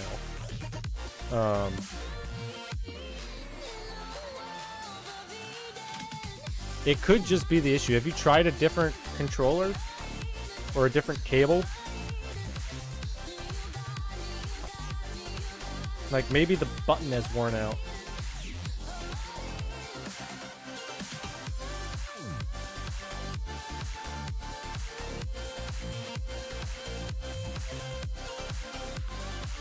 It's a mechanical button, but maybe.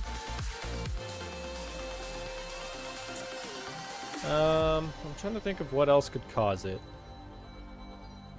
Off the top of my head. I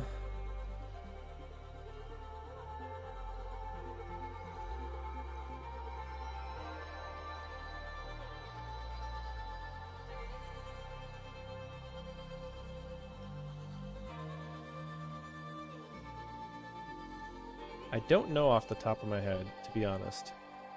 Other than like it might be a hardware issue. I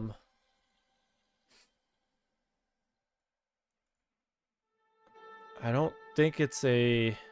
I mean, considering that the fact that it's one of the buttons, it keeps randomly giving double or triple inputs. You did not say that until just now.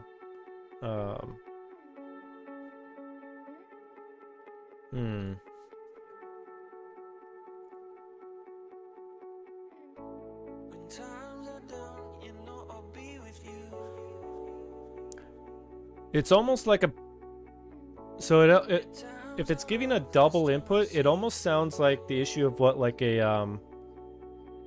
You said it's mechanical, right? Like old mice, like back in the day, computer mice had this this issue where if you click, it'll like bounce and like double click. So it almost kind of reminds me or sounds like something similar to that. There's like that old like bounce issue with old mice.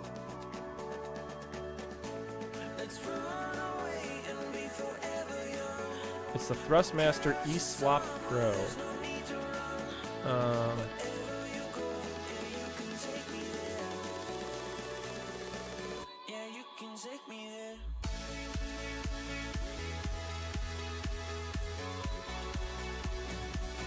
This thing, but like Xbox.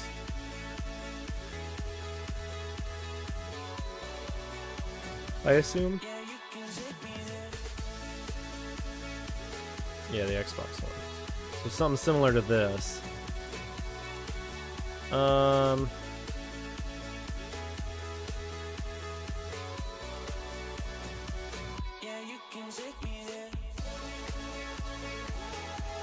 Maybe it's a driver issue. Are there like new drivers?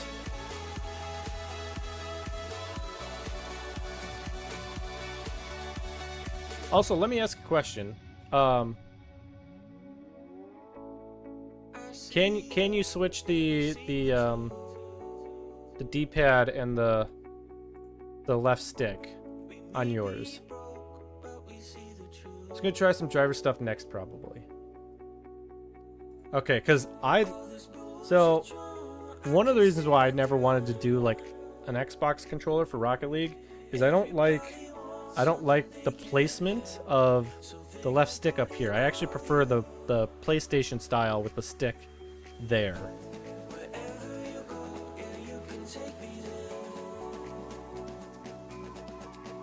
For me, it just feels more comfortable. Maybe just because I'm like used to it, but like that's where my thumb like naturally rests. Like my thumb naturally rests here.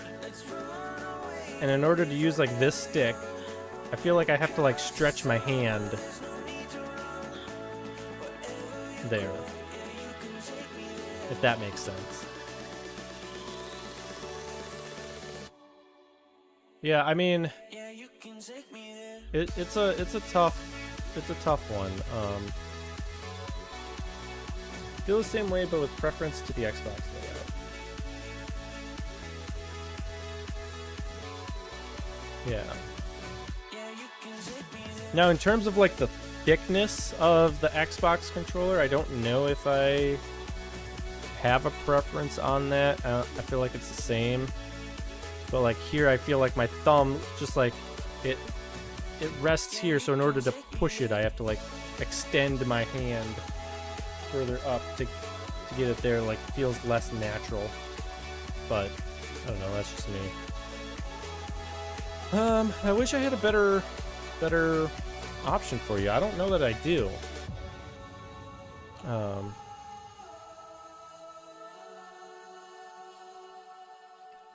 It's hard to say. I don't mean to make you. Hey, I was kind of offering. No, but again, thank you for the raid. Thank you for trusting your community with me and bringing them over here. Yeah, tonight we did a whole bunch of different things. We did a collaboration with Shark Geek. Also, let me get you a shout out while you're here. Oh, I already did. I already did when you came in. We did a collaboration with Shark Geek earlier, and we talked about some kind of like, sharks and marine biology and rockets and video editing and all this other kind of stuff.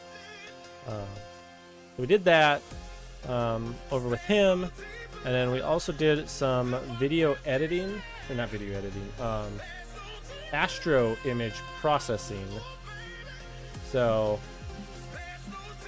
this image right here is one that we processed on stream earlier today.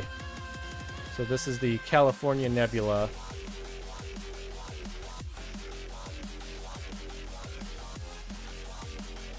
And I think it just looks absolutely fantastic.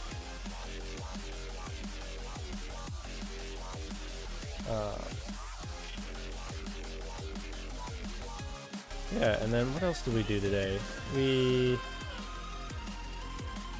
I also showed off this image, which is one of my latest ones.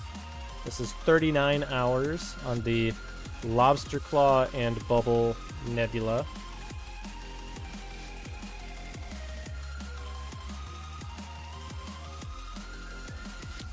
And then we were, for a while, trying to like actually capture data.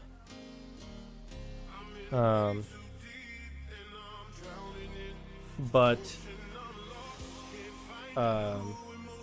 we've had a lot of clouds recently.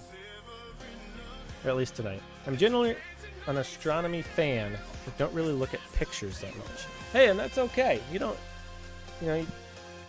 have to look at pictures. I really got into photography, and I love taking photos. I love going to cool places and doing all that. Also, oops, I did not mean to have that on, so I hope that wasn't too loud for you guys.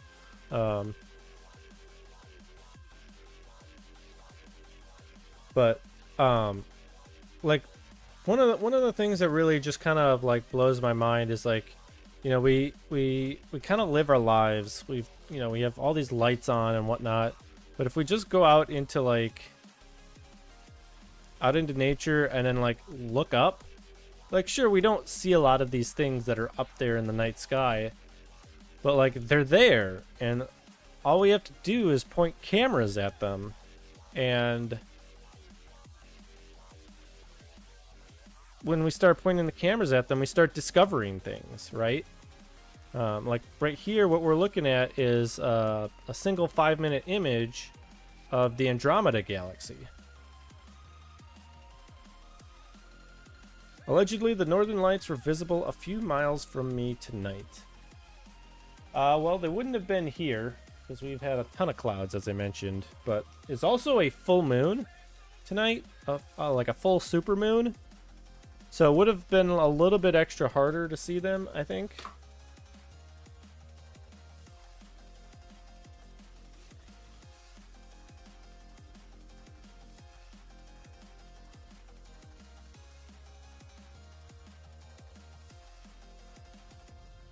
I'm trying to see if we have any. No, we don't have any. But yeah, I actually have 2 telescopes out tonight. This one is actually not doing anything at the moment. But let's get it back on target and imaging. Oops, I did not mean to disconnect that.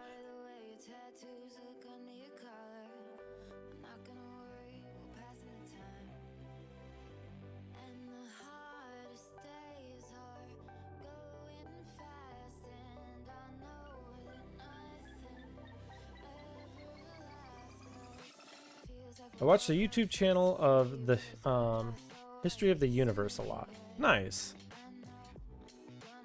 Alright, so that is going to Andromeda. Should take an image shortly to see how close we are to it. But yeah, so like I've got 2 telescopes out on my deck, and right now this one is trying to get itself on target with the Andromeda galaxy, and I'll start taking photos from there. Is it actually on target? Hey, there it is.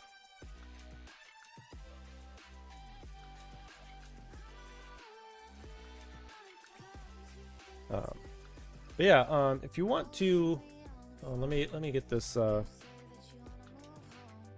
If you wanted to check out any of my like high resolution photos, I've got a website here where you can see a lot of my like really high resolution photos. Like let's say you want to look at the Orion Nebula, you can come in here and zoom super far in to get like all the details and really like peep at all the pixels.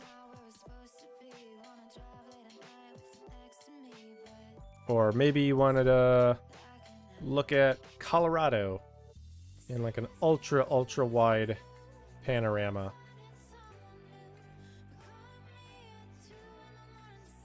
And it all like dynamically loads in, so it's great on mobile, it's great on desktop.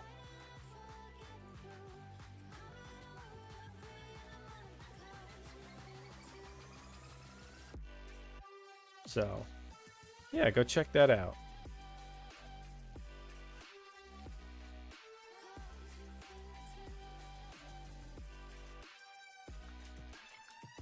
But unfortunately, you also kind of like stopped in here at a time when I was getting ready to actually kind of raid out. We were playing some Rocket League earlier.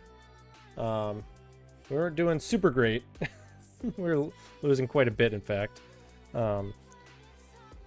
Yeah. I mean, it's just past midnight here, and I have to work in the morning.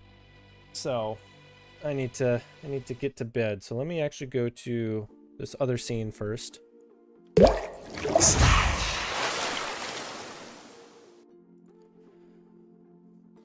Right.